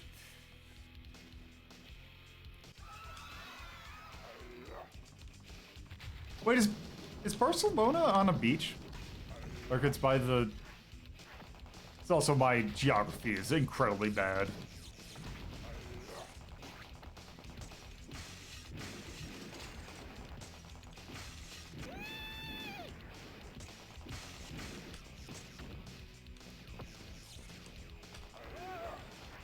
Yeah, the problem with this game, among other things, that every level looks the same, but maybe, if you're lucky, there'll be, like, one landmark.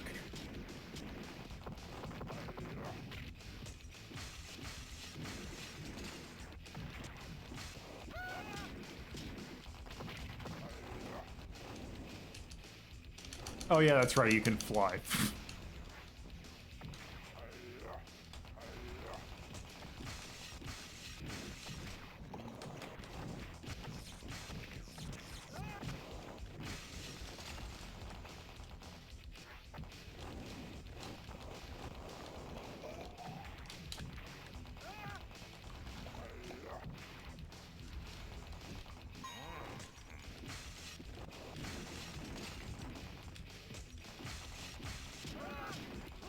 Yes, you can climb the, get...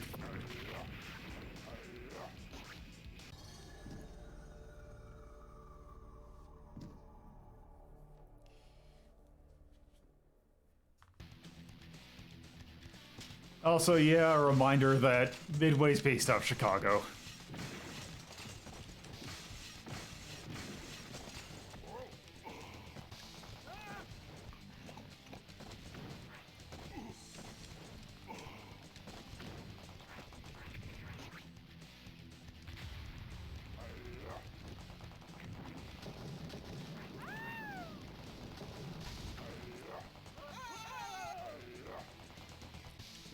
Honestly, I'm surprised you're not really sick of this by now. It's a fun little diversion from the last couple games we played. That's fair. This is, like, it's definitely, like, I would not say that this is a bad game by any chance. It's just a little, it's mindless, but for what you want out of it, it is perfectly cromulent. I'm probably being too harsh on that. I can only just play like a few levels at a time before I just really need to stop. It is a game in which you need other people to play this. And yeah, other Rampages I'll definitely take a look at some point.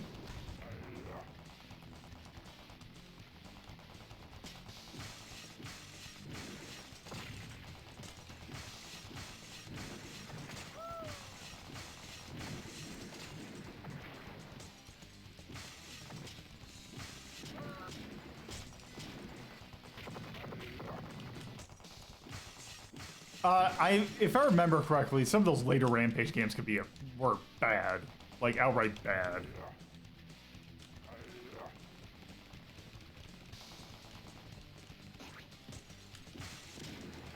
Also, I wonder if this is on Fightcade. Is this on Fightcade? Because this is Neo. I am using Final Burn Neo to run this, so. Let me go make sure just real quick. I know they have weird things with their midway support, so I bet you it probably might not be. Yeah, Mortal Kombat 2 didn't work so good. Well, it ain't okay. It was kind of choppy, and I tried with Bear.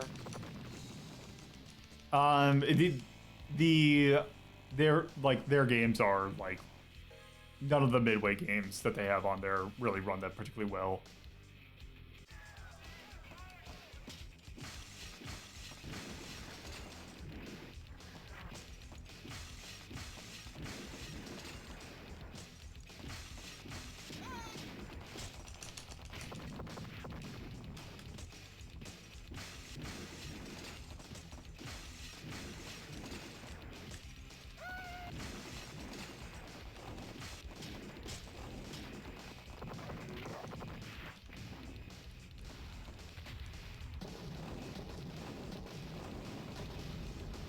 I did not play the PS2 one.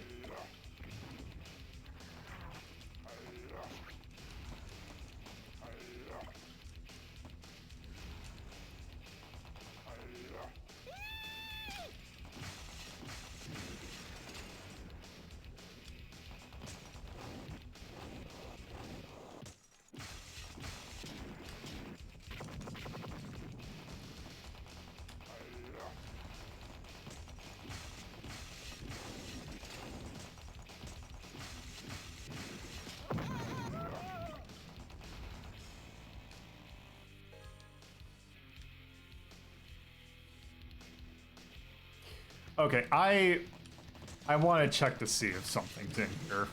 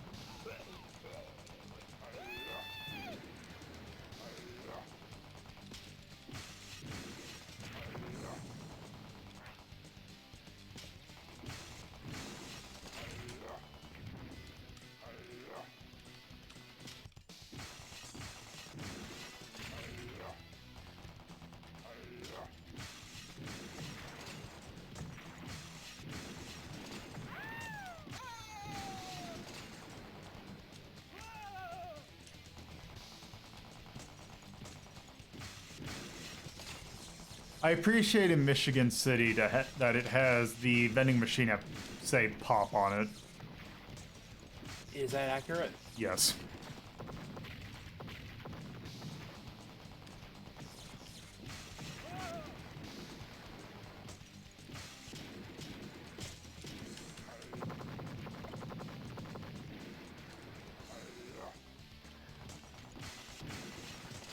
I think you just throw them by, like, punching near them.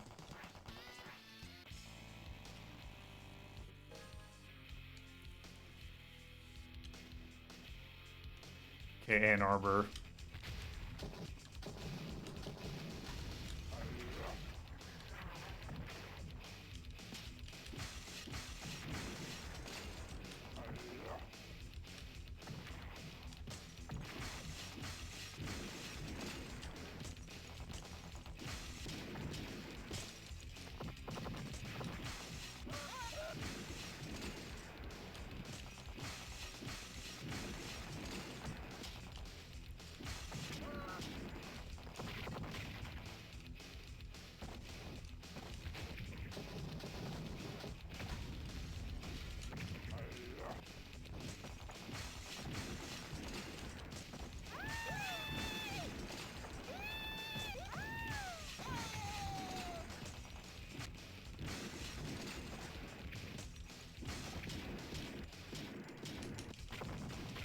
Okay, there we go.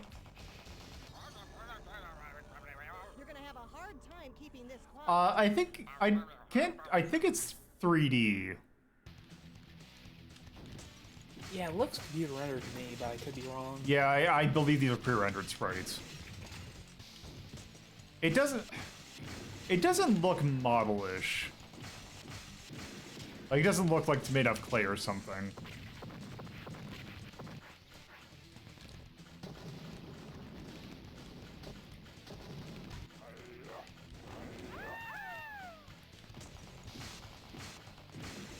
Yeah, like a Donkey Kong Country deal.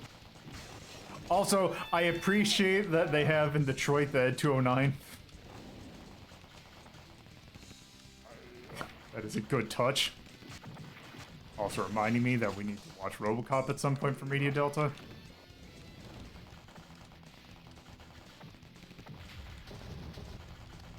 This RoboCop may or may not be the best movie ever made. One of.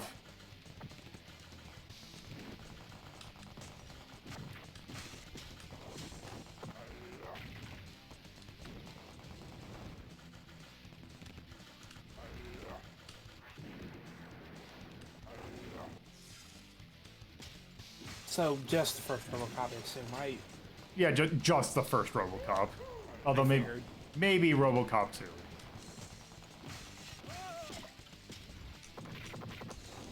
And definitely not the cartoons, right? Because there's more than one. Yeah.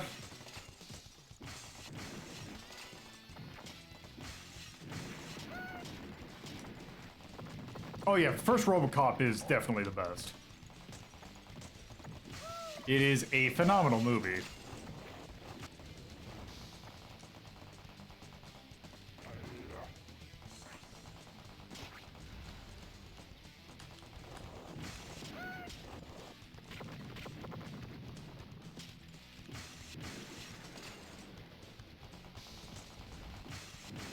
If you have not seen RoboCop, I would highly recommend rectifying that. It is a very good movie that people point to, or that I always point to, when people say that sci-fi is not political. Oh goddamn, we're going to Cleveland. I want to check something real quick.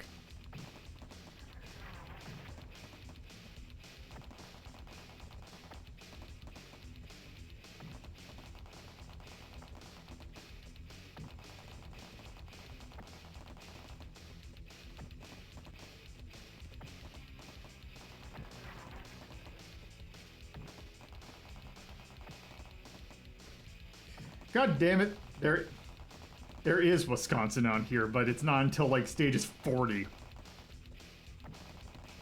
don't know if I want to play it that long. As much as I'd want to see how this game's rendition of Kenosha, Milwaukee, and Green Bay is. Also, apparently Scum Labs is located in Green Bay, which I find funny. But nonetheless, I think we're good on Rampage World Tour. Yeah, I think we're good. We might have been good a while ago, but I just was curious. Alright. That game, I would not call that game good. We put Rampage at 11. I feel like it's at least better than 11. Like, it's quick and snappy enough that if you want a game in which you break a lot of shit, that's a good game to do that. Is it better for that than Hakayo King Crusher? Hakayo is jank and weird enough, whereas Rampage, the thing with Rampage is you just get in and you just do shit. Like, there's no, like... It's the thing with Midway games. It's like, there is no downtime. You just are breaking shit over and over again. Like, you just have those interstitials between stages.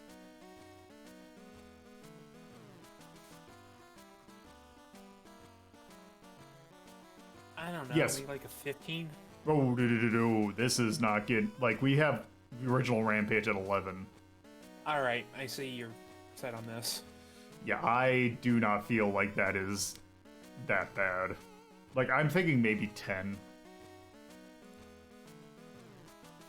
It's like with Timber and like Urusei Yatsura love like Nuts and Milk and Pepsi Man. I just it also, yes, playing with others is quite fun, but yes, it can get kind of boring. But it feels snappy enough that I don't feel like it gets below 11. I'm sorry if I'm being overly harsh on it. Might because I actually used to have this game. I might have actually... If I remember, I did play it all the way through once, and I guess I kind of burned myself out on it. Yeah, I can see if you've burnt yourself out on it not liking it, but it definitely... It's fun. It's just fun, but yeah, if you play through all... Let's see, how many stages are there? There are 90 stages in that game. Yeah, that sounds right. Which is way too long. Remember, they're all about exactly the same, aside from like maybe one landmark every so few often. Yeah. Every few levels, I should say. Yeah, we got up to stage 9. Just to point out. We did not get through 1/10 of the game.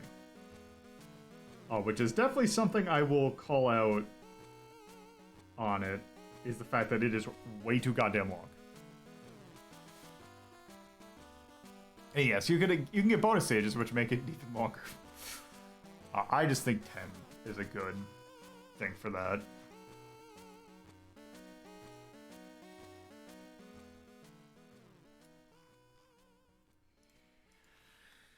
Let's see. Rampage World Tour. Let me call that. Jumping back in the game. 339. 1997. Midway. Arcade. Action. It is a very silly game. So I definitely think that would be the case. I'm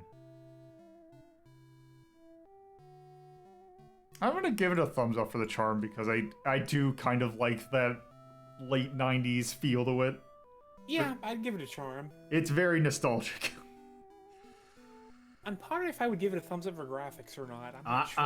I don't think I would because I don't think that graphic style particularly aged well.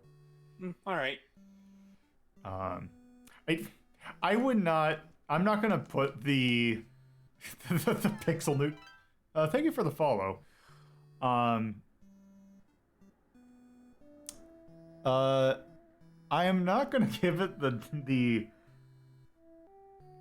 I don't think the 2 pixels of dong that you see and like the 2 pixel of like full frontal female nudity that you see, because you probably wouldn't even notice it unless someone told you that it was there.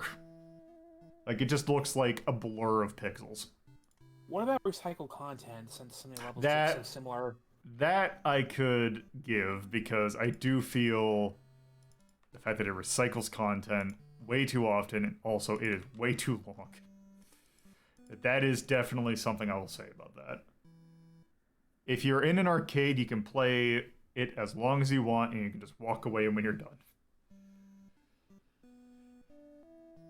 The only thing I kind of wish there was like a level skip or something. Because that just seems like something that game would have.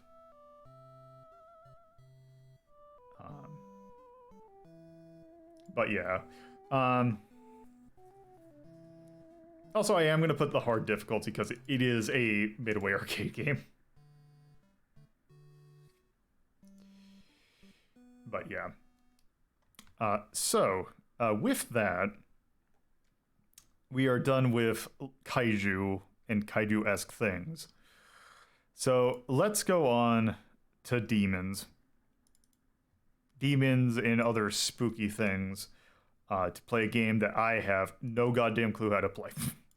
So, I'm sure I'm going to be giving a very fair view of this. So... This also do I have the name right? I do not. It is not featuring Polterguy, it is starring Polterguy. I'm gonna say I'm not quite sure if this counts as a game of being the bad guy, because the people you are messing with are kind of jerks in this game. It is a bad guy dealing with an even badder guy. All right, at least that was my take on it.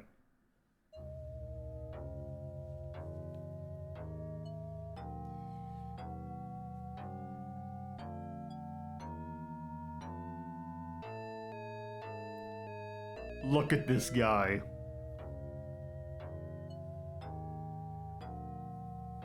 And this is Haunting starring Polterguy. Vito Sardini, education, MBA in sleazy economics. That's a misnomer. That is a oxymoron. As someone who was a economics major. Well, half.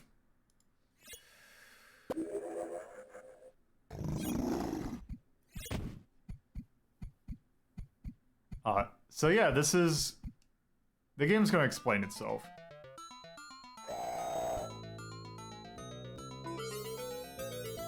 This intro has incredible Amiga energy.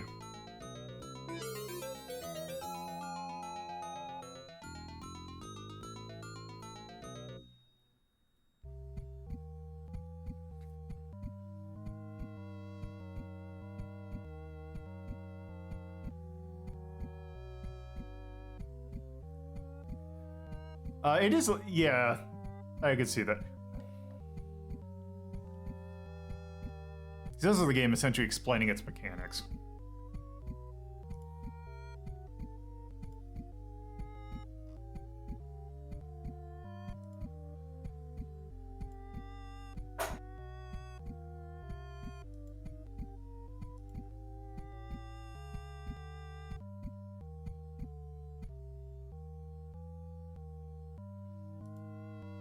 I gotta sit up for a minute. I'll be back.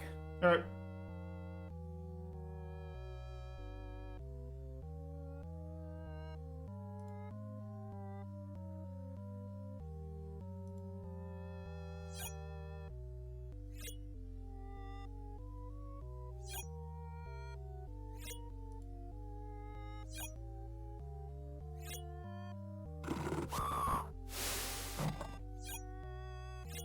I have not played any of the Neighbor from Hell games.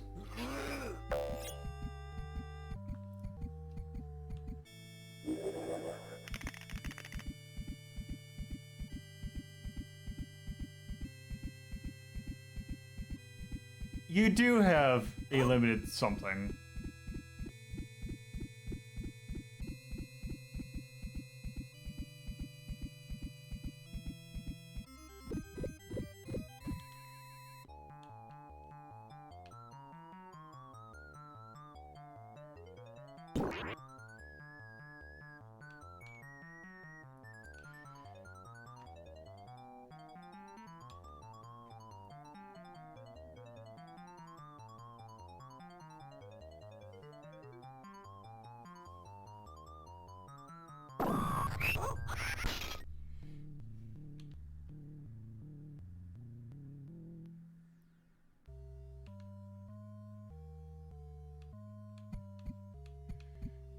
All right.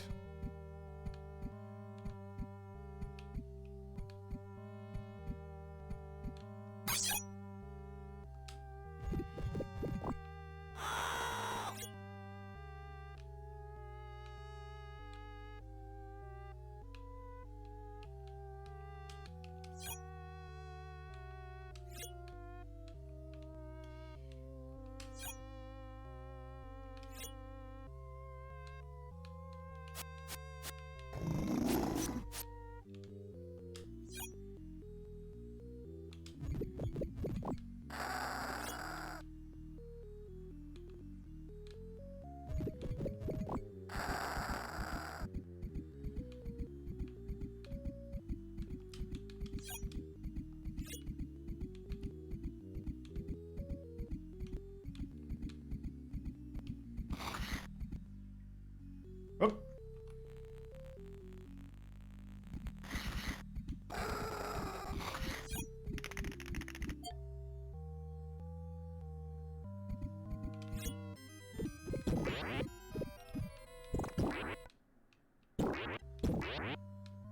Well, that did not seem like a whole lot.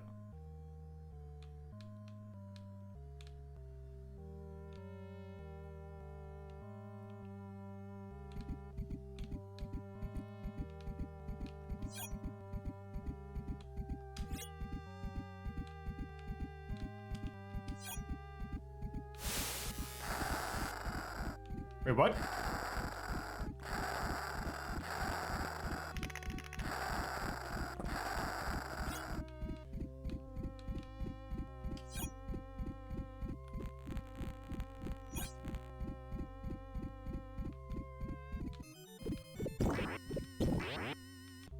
I think I remember hearing about those games, the Neighbors of Hell, now that I remember it.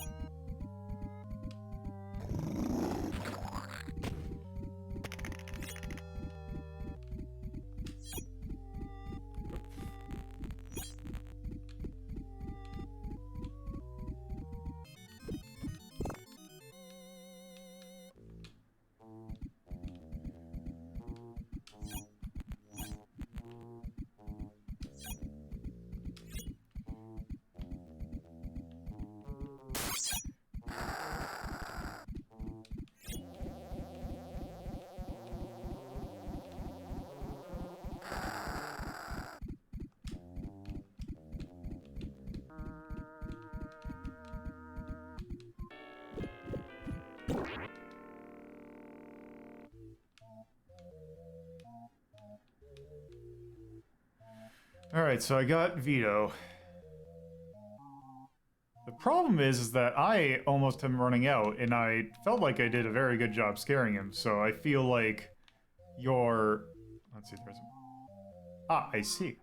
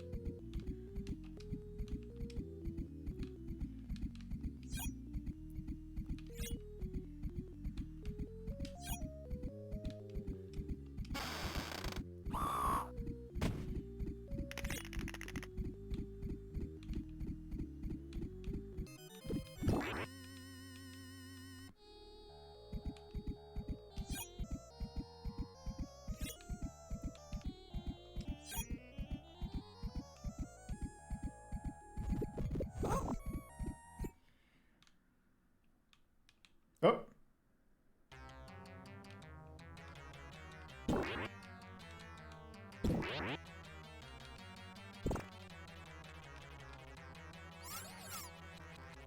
Okay.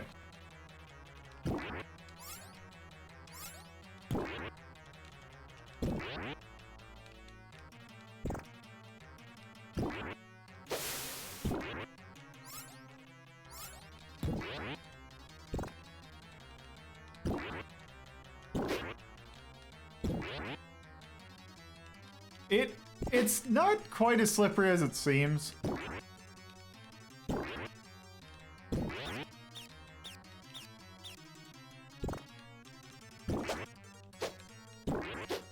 Okay, I thought it was game over when you ran out, so okay, this makes at least a little bit more sense, though it depends upon how much I get back and what all the conditions are.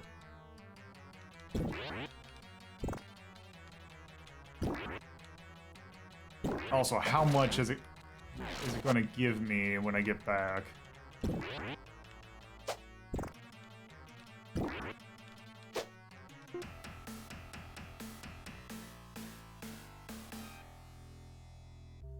Okay, so I'm full on. So, okay, that's... Oh, you gotta be kidding me. She was running away as I ran out. Okay. Okay, so it depends upon how... Oop. Where are we? There we go.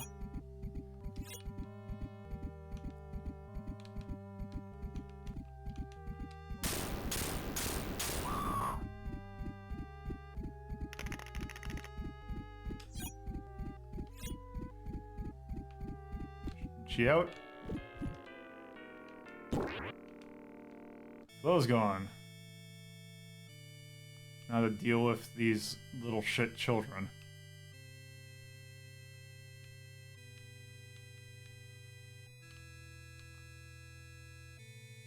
Okay, so... Oh, I go here.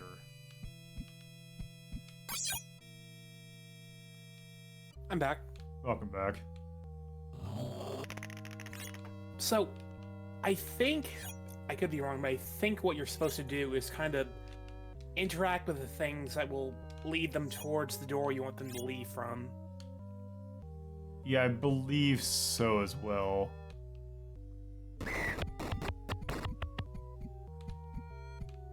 Right now, I just gotta...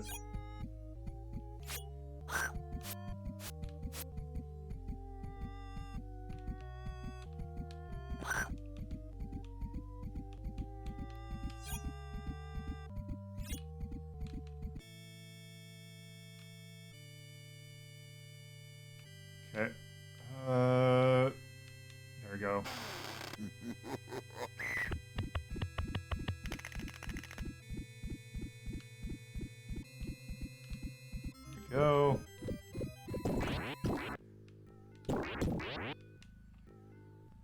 Okay, now where'd you go? Okay, into the kitchen. Or whatever this room is. Wait, is she in here?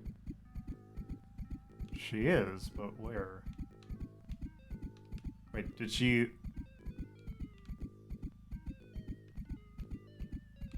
Where is she? I think hit start for a map. That might show you where she is. Yeah, but she said... It says she's in here. Oh, maybe she might... I wonder if she's hiding in, like... Oh, she's right there. Okay, I see where she is. Well, Gito, I have no idea. Like, what I just told Lola was like my best guess at how to play this game. I've never gone very far in it. Oh, she... Okay, that was easy.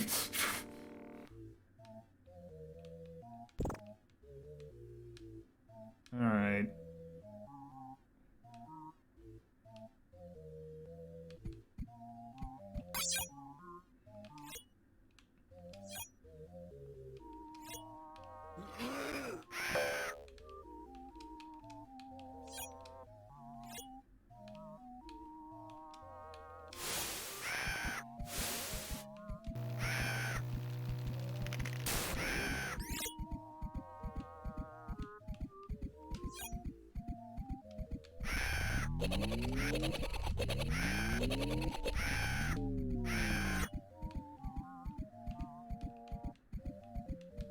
Okay, well, I've...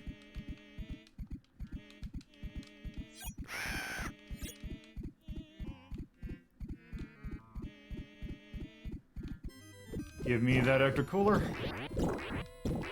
Ooh, that gave me a lot. Alright, where'd you go?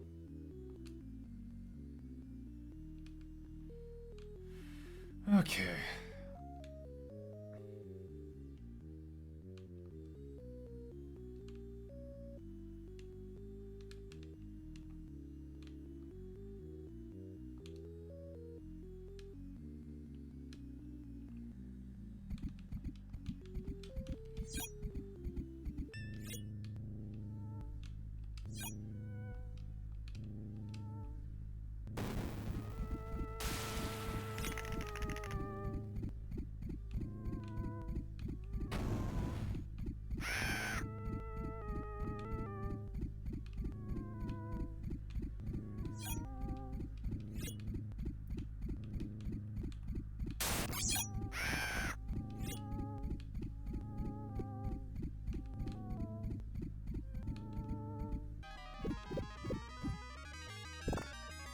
Later, bitch. My house now. What the actual Christ is this? The Haunting, starring Polterguy. It reminds me a bit of Zombies Ate Our Neighbors aesthetically. Yeah.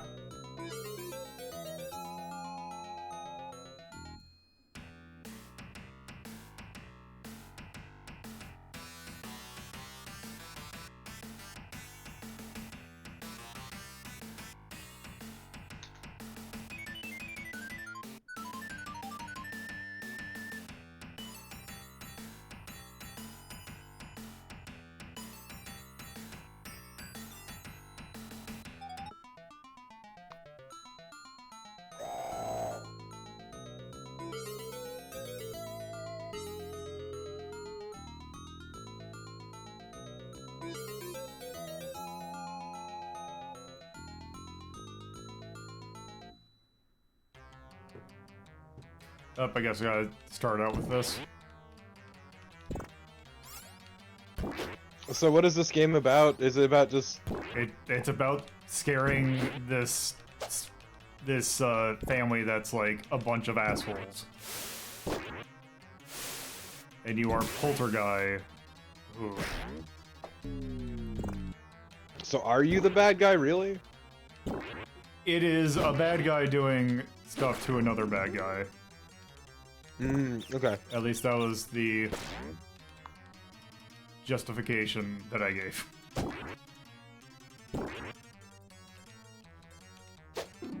This bad guy on bad guy violence must stop.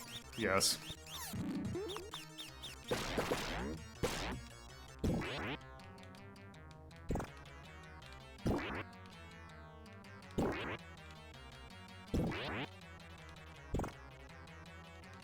But there's something about this just feels like an Amiga game. It really does. I can't place why, but Part of it feels like the sound effects and the aesthetic to me. Yeah.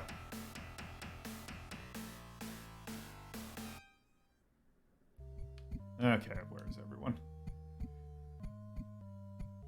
Okay, Mimi's in here. Where are you? There you are. The thing that I just feel it's like I don't understand like whether or not there's any like tactical nature for picking the places I haunt. Oh, is it just slamming yourself into as many things as possible, essentially? It seems like I have not found the logic for why you wouldn't do that. do you lose Ecto when you possess things, or just a timer? I think it's time.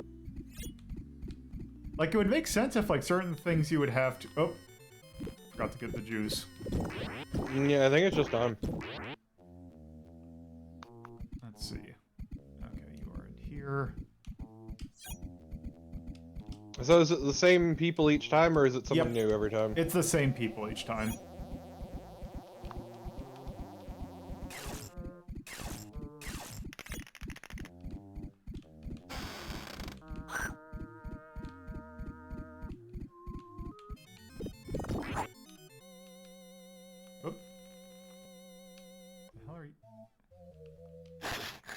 Oh, there's actually, like, enemies now. Okay. Okay, yeah, so it gets harder the more it progresses, but... It seems like it, yeah. In a sense.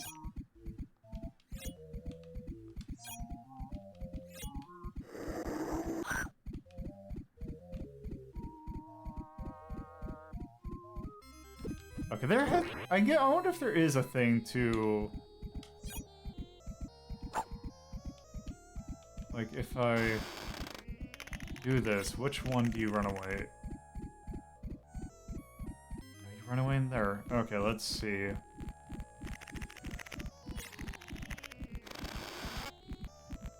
If I choose to haunt something close by...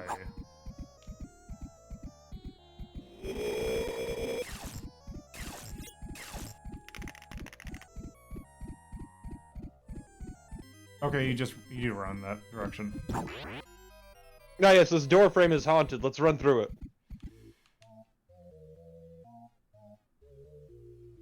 Do I have to just let her...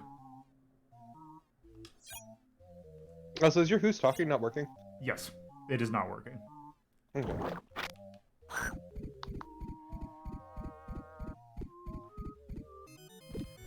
Okay, let's tackle one of the other people in the house.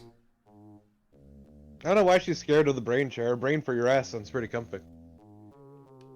Okay, down here. Okay. The problem is those old wooden chairs have shit for back support.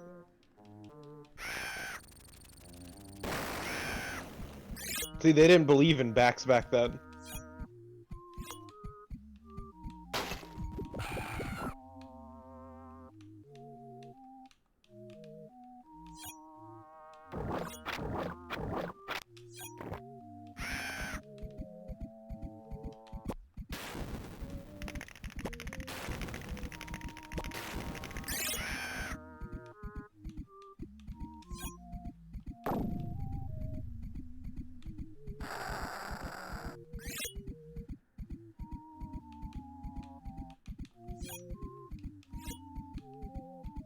Also, are you just some fucking biker ghost or something? I guess. You're like a early 90s punk, I guess is what they were going for. Also, like, some of these hauntings are way darker than others, like you possessing the rat cage and it just chomping up the rat. Yeah, okay, there you go. Oh, gotta grab the juice.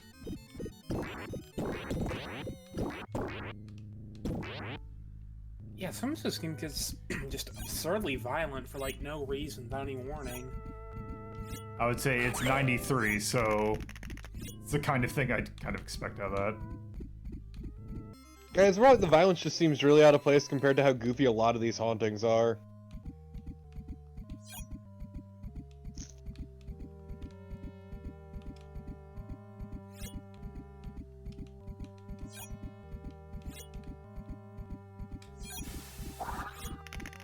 No, not his console.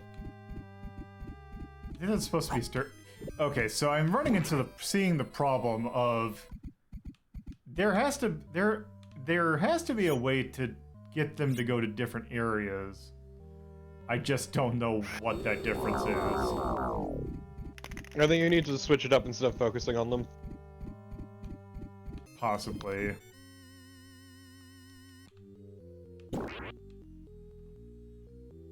Oh yeah, I thought you left the room. Yeah, let's go. Okay, you're still in here. And now you're not as scared though. So I'm probably going to have to go and do the little platforming segment again. Yep.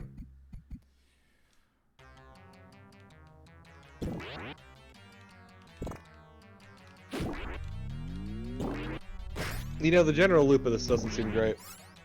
It does. It felt better in the first level when they weren't running into the same room over and over again. Hey, you might just be getting unlucky. Which feels not great.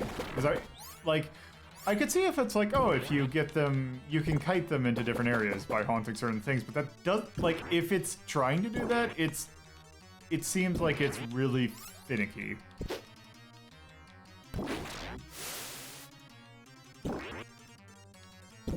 Also, I believe the game over state is if you run out of health here, you just game over. Which is a really weird loop. It's super finicky because it was really awkward and weird,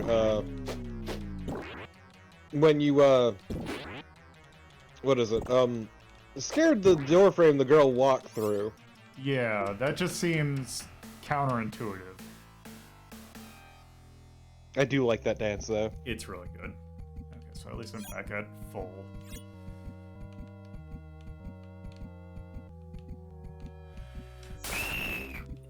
This game is kind of fighting against itself because, like, it wants you to see all the weird animations, everything that you can interact with, right?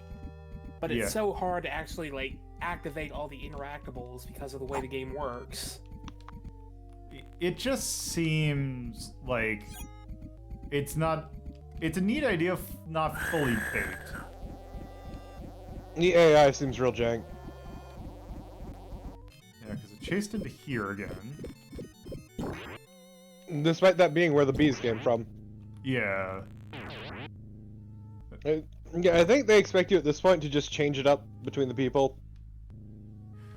The problem if you do that, though, is that you lose their fear level, so it means you have to do the entire, like, get them scared in the first place. Oh, it goes down completely? Yes.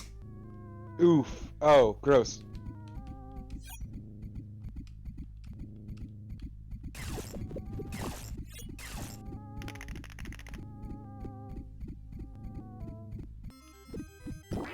She walked back here. Now, is she in here, or... Okay, she's in here. Okay, well, at least this is new. I wonder if there is just a set pattern. Okay, also, yeah, there's also... There we go. So I think she is out now? Yes. Oh, you need to fucking, like, lure them out? Yeah, you need to run them out of the house. Oh god, that's awkward. Okay,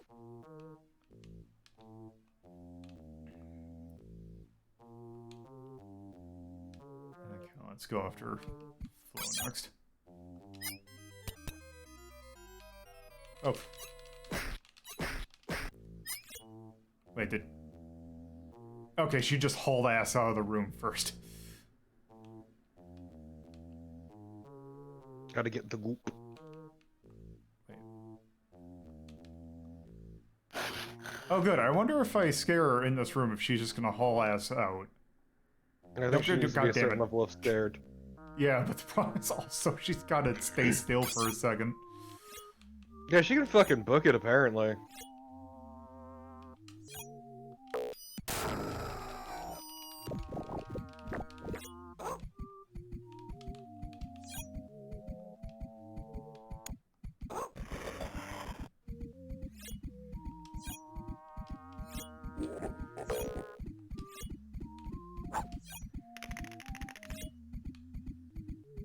Also, the scaring the skirt off her thing is fucking weird. Yeah.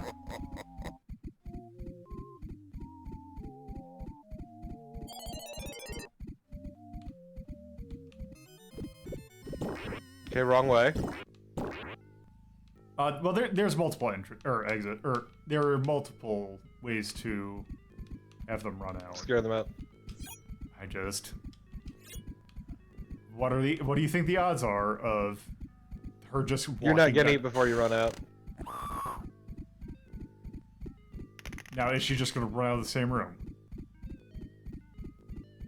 No. Oh. No, you didn't get the goop. Yep, got the group there. Okay, now we're in here. Surprised you didn't go for the laundry. There.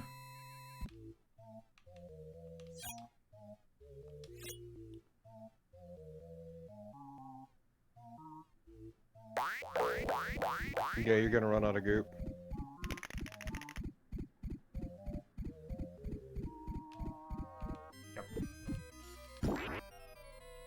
All right. Yeah, there's gotta be a mechanic that for how you get them to go to certain areas. Right, yeah, to quote another game, be praying, be praying, be praying. Yeah. And shit's going back there, and yep. Goodbye. Okay, I'm just curious, how easy is it to die here? There's no way It to get feels health like this back there, is section- there? I'm sorry, what'd you say, Torbo? I was gonna say, I feel like this section just really fucks up the flow. Yeah. But there's no way to get health back in this area, is there? I think there is, because occasionally I believe they'll drop red Ecto, which I believe will give you health back. Man, you really gotta fuck up. I think it doesn't, like, I think it's consistent throughout, like, I don't think it heals when I go back, like, when I go back up, I don't think it will heal itself.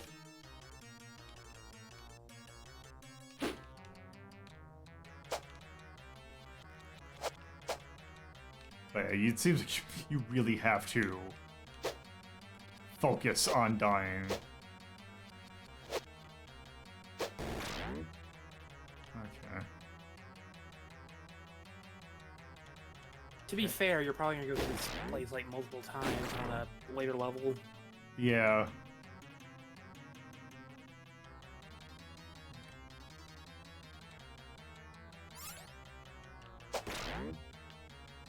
Yeah, you have a lot of health. Like, oh, also, I don't know why that one didn't.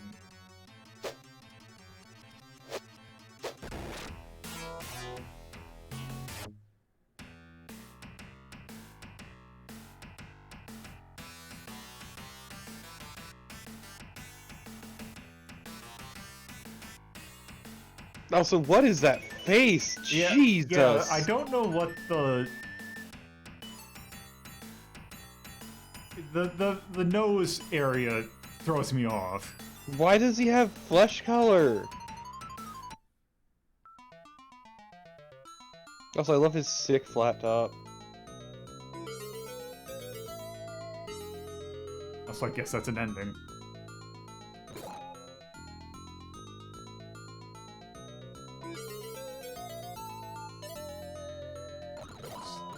Let's graphics. Like, it looked nothing like his sprite. Yeah. I'm just trying to see if there's any, like, names that ring a bell. Good old Michael Bartlow. Nope.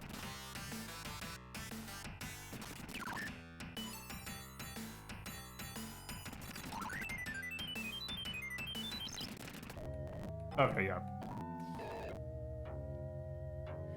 Alright, so that was Haunting starring Polterguy, which is a very interesting game. There's a game on Steam, I think, called Ghostmaster that you might be into. It's a similar idea, but maybe a bit less janky than this. Yeah, and also the Neighbors from Hell games, I believe, are also of that same vein. Yeah, I feel like the struggle is mostly against the AI and the really, really tight timer. Yeah. Ghost Smash is only $5 on Steam. I might look into that. Huh. It was a neat idea, the problem was the execution. Yep. I'd give it a thumbs up to Charm. Well, first off, we gotta figure out Let's where. figure out a number. Yeah, we gotta figure out where it goes first. Check out 13. 13. I'd say 13 or 14, maybe 14. Yeah, that's why I'm going to 13 for comparison. What do we got in 13? Brutal Paws of Fury. Alien Syndrome. Hybrid Heaven. Jill of the Jungle. Jill of the Jungle. I kind of Mr. feel like Nuts. 13 this feels like that category. Also, Yeah, the let's link- compare it to 14 real quick, just in case. Yeah. Let's see, we got Earthworm Jim, we got Digimon World, we got Family Feud, got Camel Tree.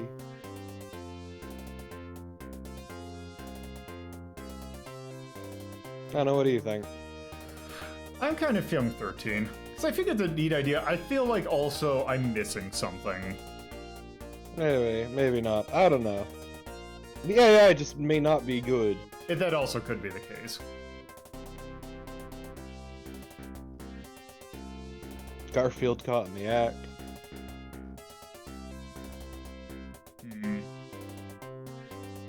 Hogan's Alley.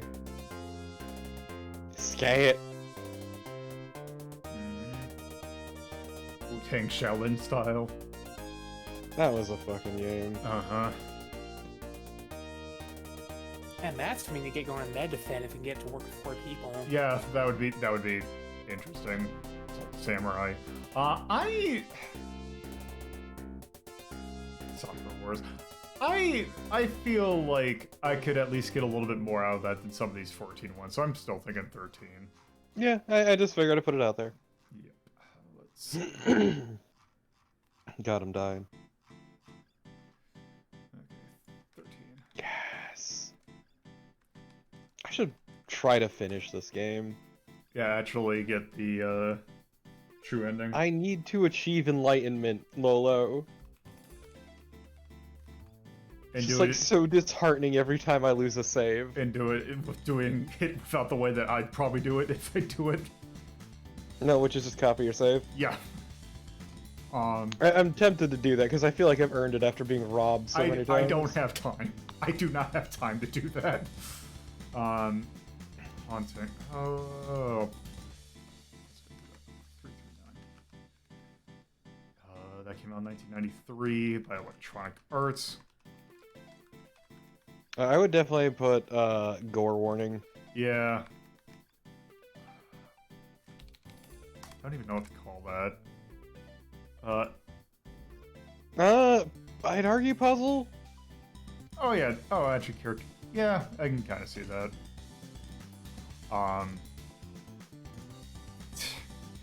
It's the weird thing where it's spooky but also silly at the same time. It's going for a spooky vibe. It's Yeah. not like straight horror, but it's definitely going for spooky. Yeah. Now, what are the charms here? Like, it is a horror aesthetic. The music was okay, but nothing to write home about. I do think it was fairly charming. Yeah, also I'm gonna give The it art was also pretty good in my opinion. Yeah, it from a technical standpoint was very good. Also, I do like the idea of it, but I feel like it's not properly executed. Yeah, something about the AI is just incredibly jank, and I feel like the collecting ecto sections really break it up in a way that isn't terribly fun. Yeah. Oh, wrong one. Oh, whoops, wrong one. That's Media Delta. Like, it'd be neat to see this as sort of like, I guess focusing on individuals, like on a time attack thing and with better AI. Mm-hmm. It's like Deception. is a game that's almost kind of like that, which I need to do that at one point. Deception. There's also the Genesis version of Home Alone. Not sure you ever played that one. Oh, I haven't.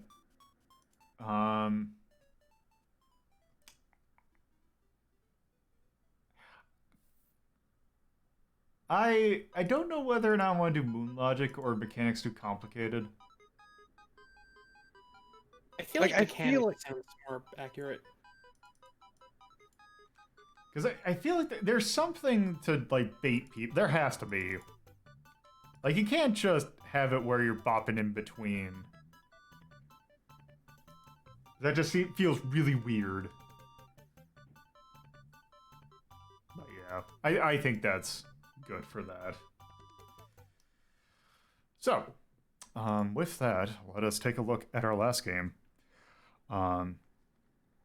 Now, this channel has had many a word to say about the Ghost and Goblins franchise.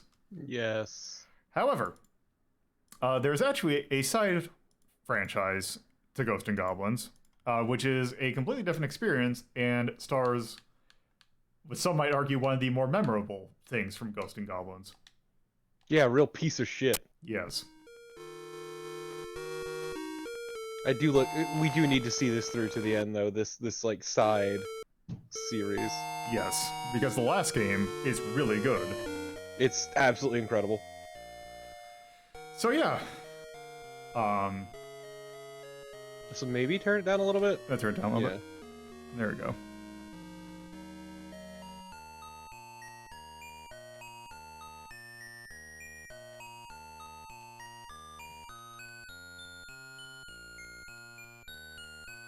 So yes, the Nice. Demon Thumbs up. Realm.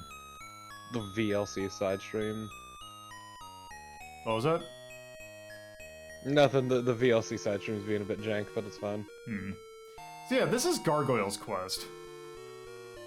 Starring everyone's favorite asshole Firebrand. Well, specifically, yeah, the Red Aramer, but Yes. Firebrand in particular. Yeah, Firebrand is the name of the Red Aramer of which you are.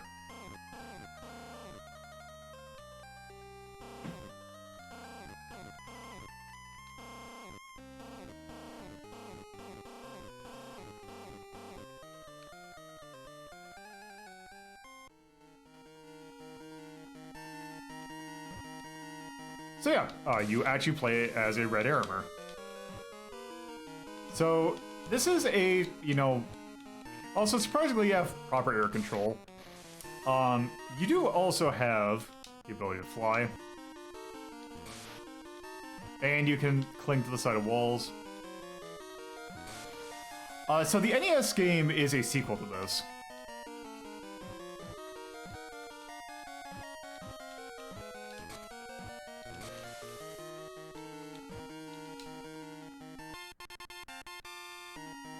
Also, man, this music's really good. Yep. And yeah, this was a pretty early on. This is 1990, so this is a pretty early. Which, speaking of which, How's it feel? it feels pretty. It's the like standard kind of like platforming feels good. The thing that might be a little weird is the flying feels different than a lot of other games. Hmm. There we go. This is not by Electronic Arts.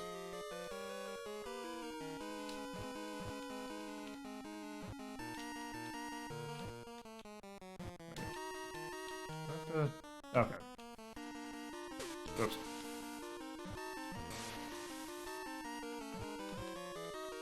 And you can only take 2 hits. Like that. Okay, you can still aim like that. Okay. Whoops. Oop. Eventually, at some point, I will. In there.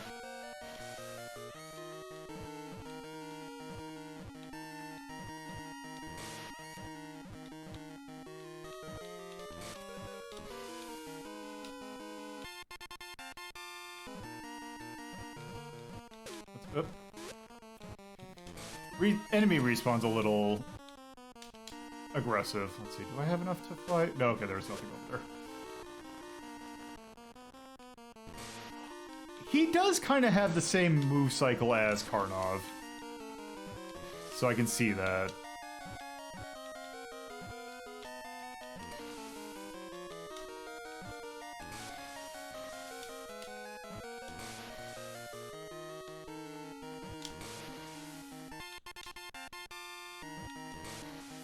I can't remember what the vials do. I think they are a collectible that if you get enough of them, you get an extra life thing.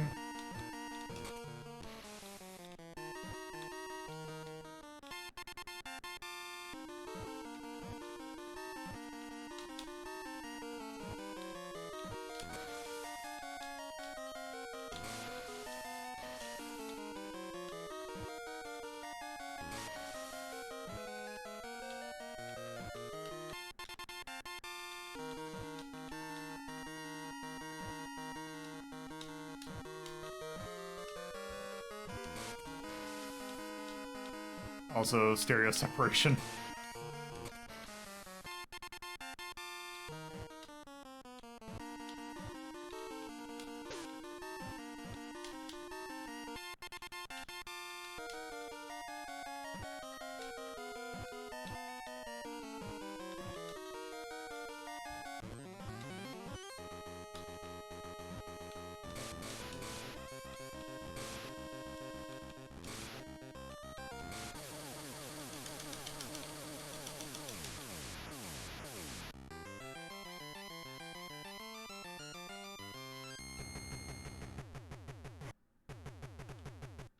There we go.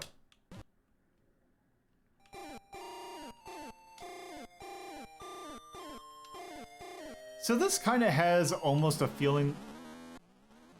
I forgot that there were random battles.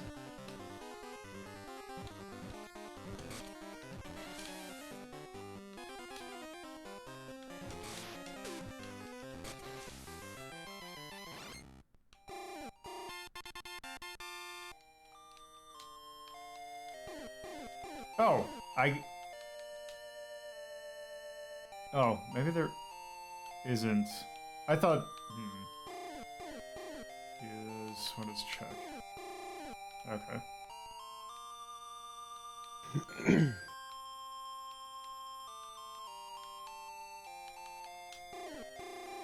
Okay.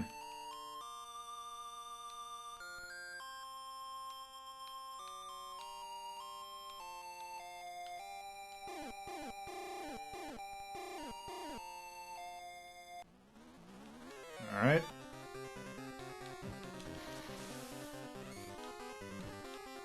So yeah, it kind of that weird thing like almost Star Tropics had, where it had the feelings of an RPG, but it was more of an action game. Like with overworlds and all that. I'm pretty sure there's no like leveling or anything.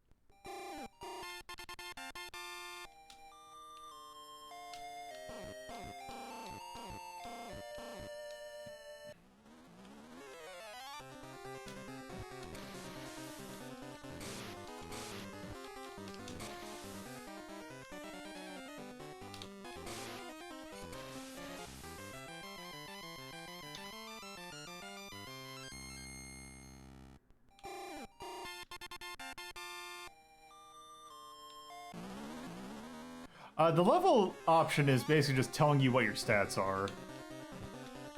But I don't think it's like XP and all that.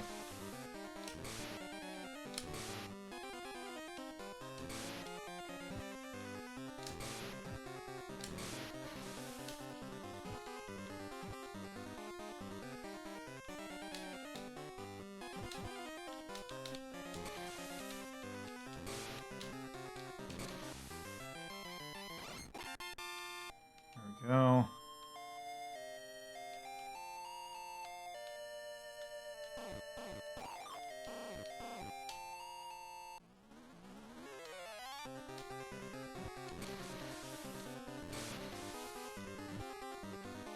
I believe the NES game, or like the sequel, is a lot less random battle focused.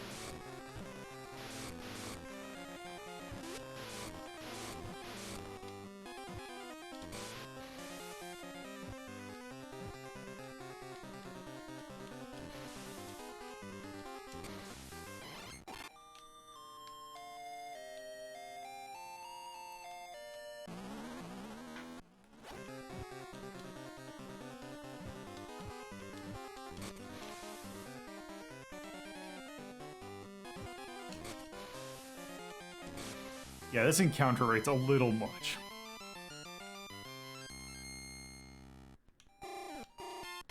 Just a smidge.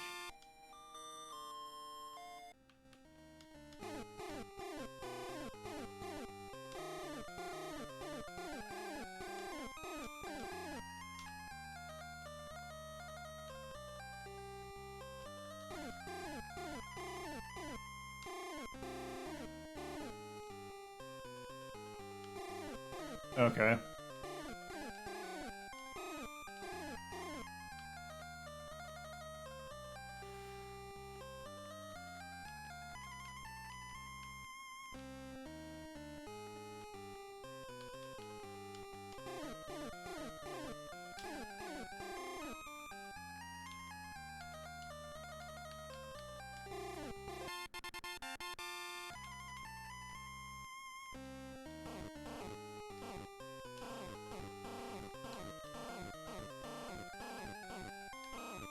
That's my gremlin stick. If I had it back, yes.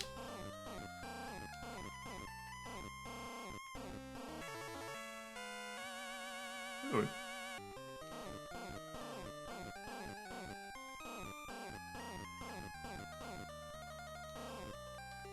Ah, okay, so I take it that...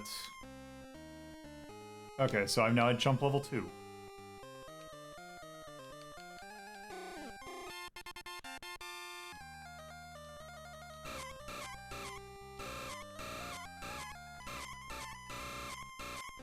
The Barone.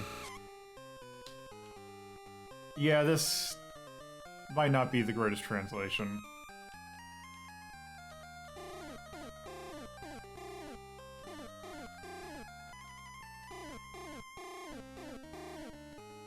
Oh.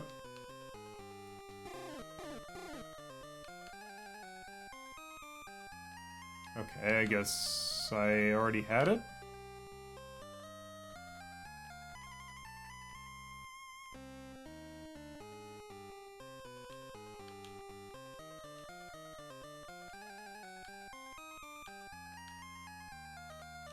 That's just...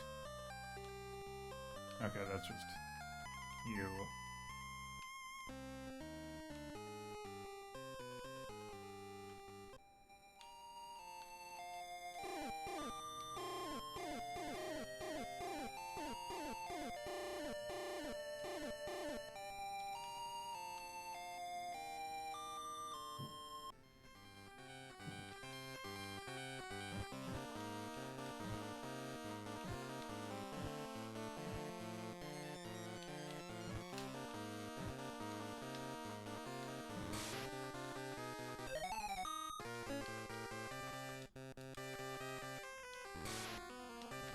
Man, the actual stage music is super good. Yeah. So I feel like Demon's Crest is gonna have to be like a full episode when it comes up. Oh yeah, right? oh Yes, Demon- 100%. Yeah, Demon Crest is gonna be its own thing, no doubt.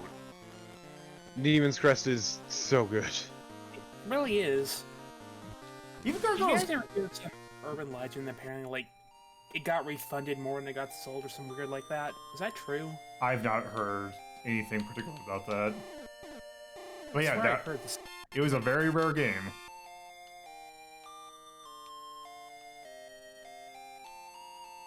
Now you can get all those potions.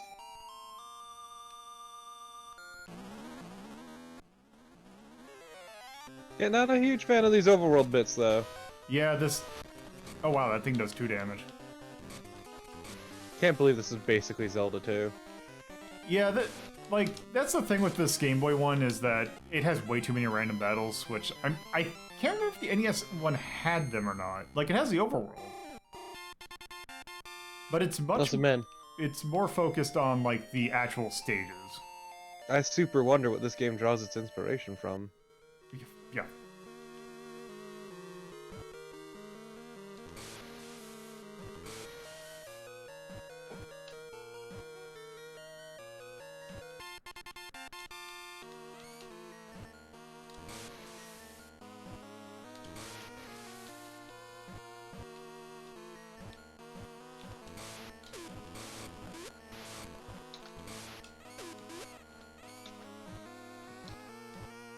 Also, it's interesting seeing a sprite, like, highlighted in white.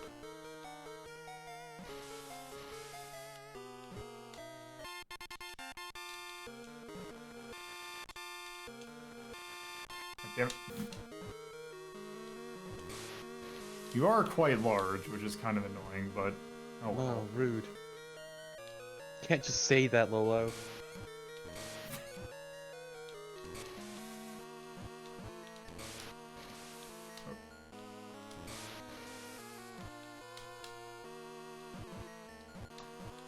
Like, this game really shines when you're doing the platforming, and you can definitely see how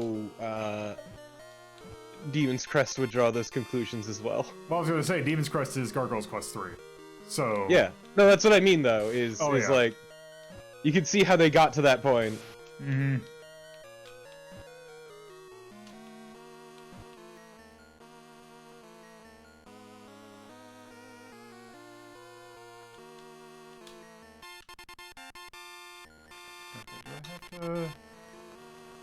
Okay.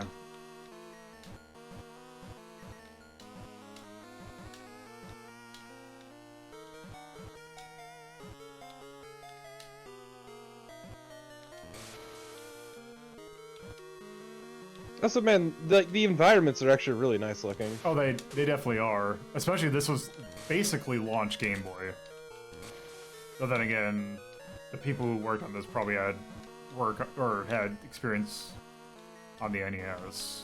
But then again, getting it to look really well with the limited palette. Oh, that lasts a little longer than I thought. Yeah, they have a very smart use of the greens with the white to actually make shit really pop.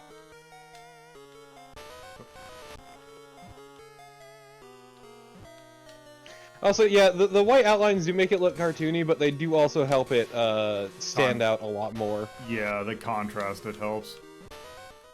Which is very important also with these dark backgrounds. Let's see, I don't think I think I need to... I'm not going to be able to...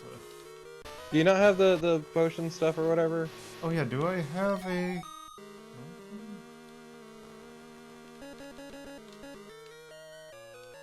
I don't know what vials are for, but... they're currency. Oh, okay. You might just have to drop. Yeah, Not die, but just, like, drop.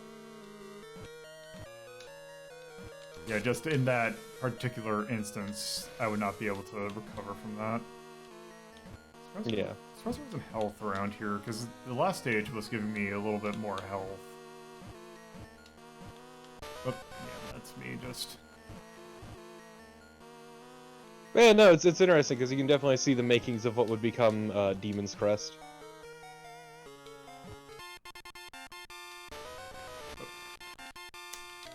Okay. Oh, damn it.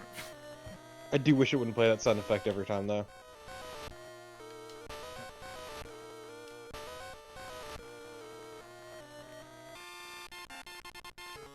Can you just drop instead of jumping?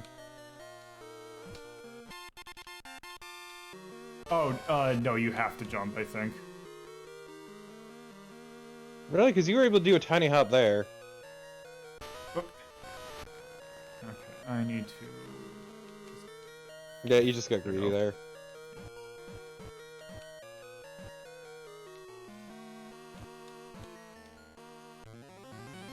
Up.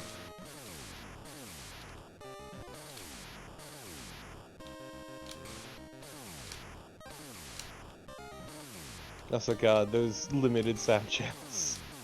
Yep.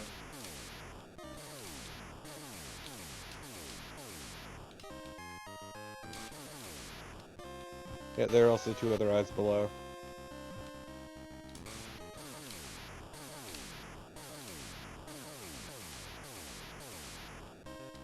Luckily this boss fight isn't super hard or anything.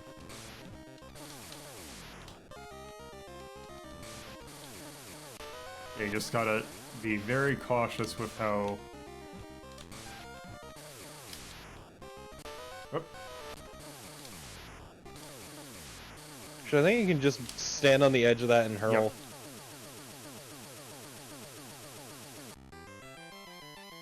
Oof, oof. Oof. Yep. Oh. Seems really rad. Yeah. There we go. Can I get the gremlin stick now? Yes, I did.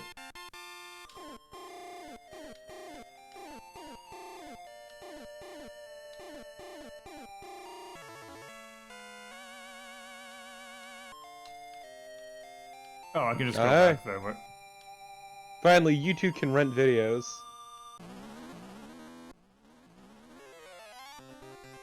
Just imagine, Lolo, all those VHSs at your fingertips.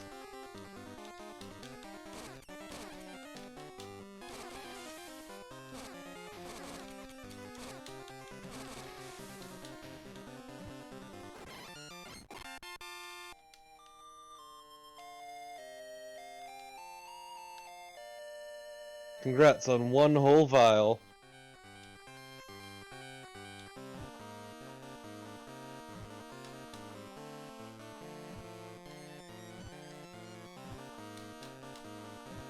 It's interesting how the bridge is an entire stage.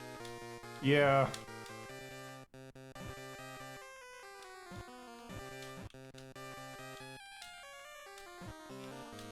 Also, it's really weird to play like a Game Boy game that has this fluid of movement.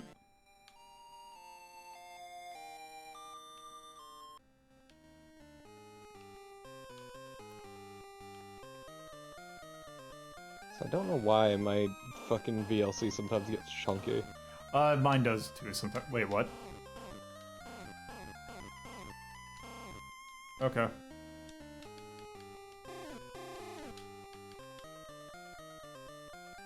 I guess I just keep it.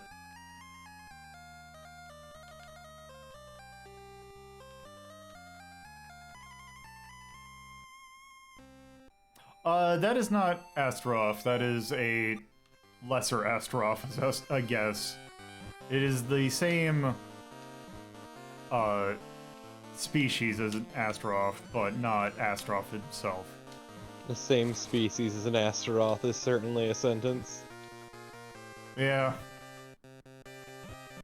Oh.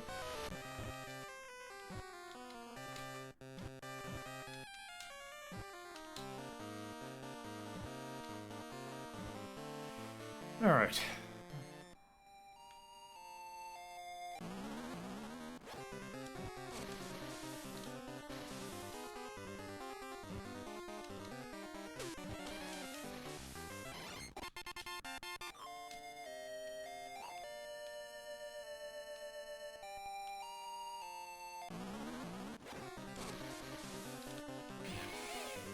Thank you for the bits.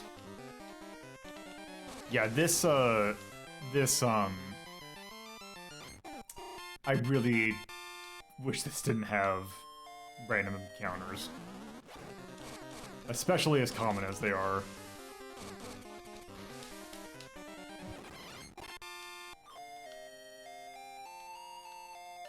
Like, these I don't mind.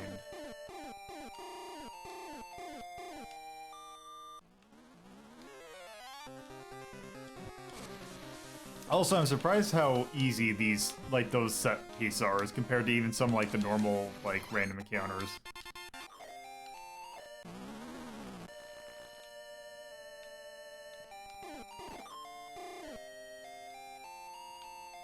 What has the Gojira-Kun? In what direction, though? Wait. Is this... Let's see, is that the same bridge that I went across before? I don't think it is.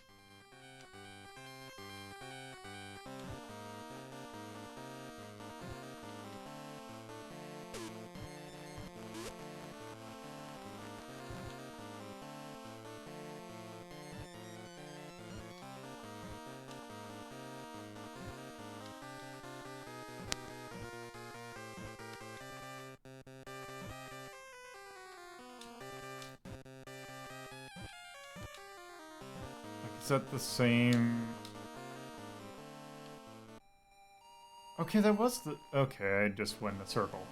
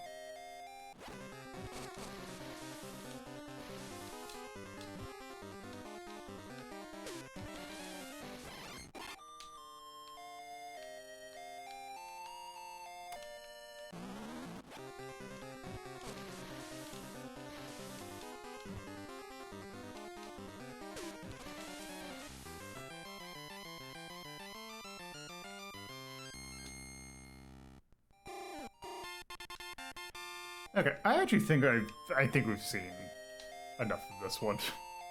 Yeah, it's a neat game, but like, Yeah, you get the idea. yeah. Especially then we can take a look at at least the sequel. I don't know if I'm gonna give the sequel a full thing, but No, isn't the sequel fairly similar? it's very similar, but it's much better. A refinement, if you would. Yeah, yeah. And then 3 is a refinement of that. I was gonna say 3's a refinement so much that it's practically its own game. It is its own game, largely, but you can definitely see the roots here. Yeah, because they don't even call... Like, even in Japan, it's Demon's Blaze, so it's not even, like... They're not... But yeah, no, yeah. but once again, though, you can definitely see how they got Oh, there yeah. from here. Oh, yeah, definitely.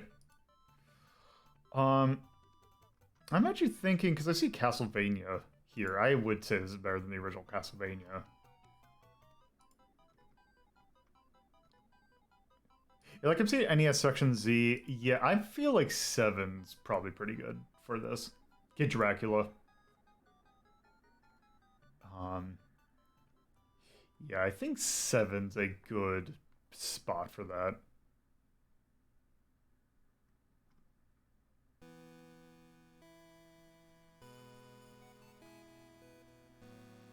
Yeah, I'd rather play some of these games. Yeah, I think 7's good for that. Yeah, it's still a neat game, but it's just rough. Yeah, It's rough around the edges. Yep. I haven't really played this one a whole lot, so I'm just gonna go with what you say. Go with 7. 339. That came out in 1990. Capcom. As a Game Boy Classic game. Oh, that's a 0 in a weird spot. That is an action game. I guess that's trying to go for spooky. It's yeah, it's horror themed. It's not really horror itself, but it's horror themed. Like it's going for the monster look and everything. Yeah. And yeah, the Game Boy Color version of Daikatana is in 7. I feel like Charm. And like I feel like it has charming enough sprites.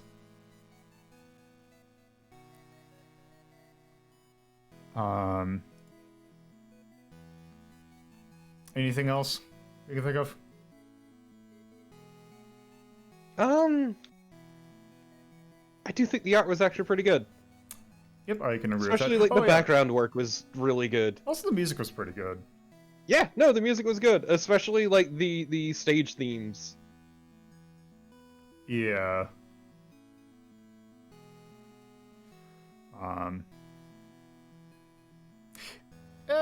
Like, I wouldn't give it a charm for being like the basis of that.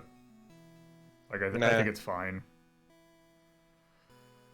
Yeah, we're like ranking it for what it is, not what it would Yeah. become. Yeah. All right. I think that is good for Gargoyle's quest. Then I think that is good for this episode. So with that, let's talk about what we're doing tomorrow. So, thank you all for watching. If you watch this on Twitch, you can on my YouTube channel, youtube.ldp.life. There you can watch past episodes at your leisure. This will go up on Monday. If you're watching this on YouTube, you can go to my Twitch channel at twitch.tv/LoadThePuzzlo or twitch.ldp.life. There you can watch these episodes live Fridays at 7:30 p.m. Eastern Time, Saturdays at 2:30 p.m. Eastern Time, and Sundays at 1 p.m. Eastern Time. There's also my personal Twitter at LoadThePuzzlo, and the show's Twitter at Hazeltown Story. There's also a Discord in which you can take part in polls when they're active, and also Patreon. Doing $5 tiers helps with hosting cost and various other things. So tomorrow, we are taking a look at Final Fantasy II, which will dovetail into our look at Final Fantasy Legend, aka Saga 1, which are certainly a pair of RPGs. With that, let me see who is streaming at the moment. Thanks for streaming, by the way. No problem. Let's see. I think Iggy's still going, so I'll just send you all over then. If I type it in the right channel.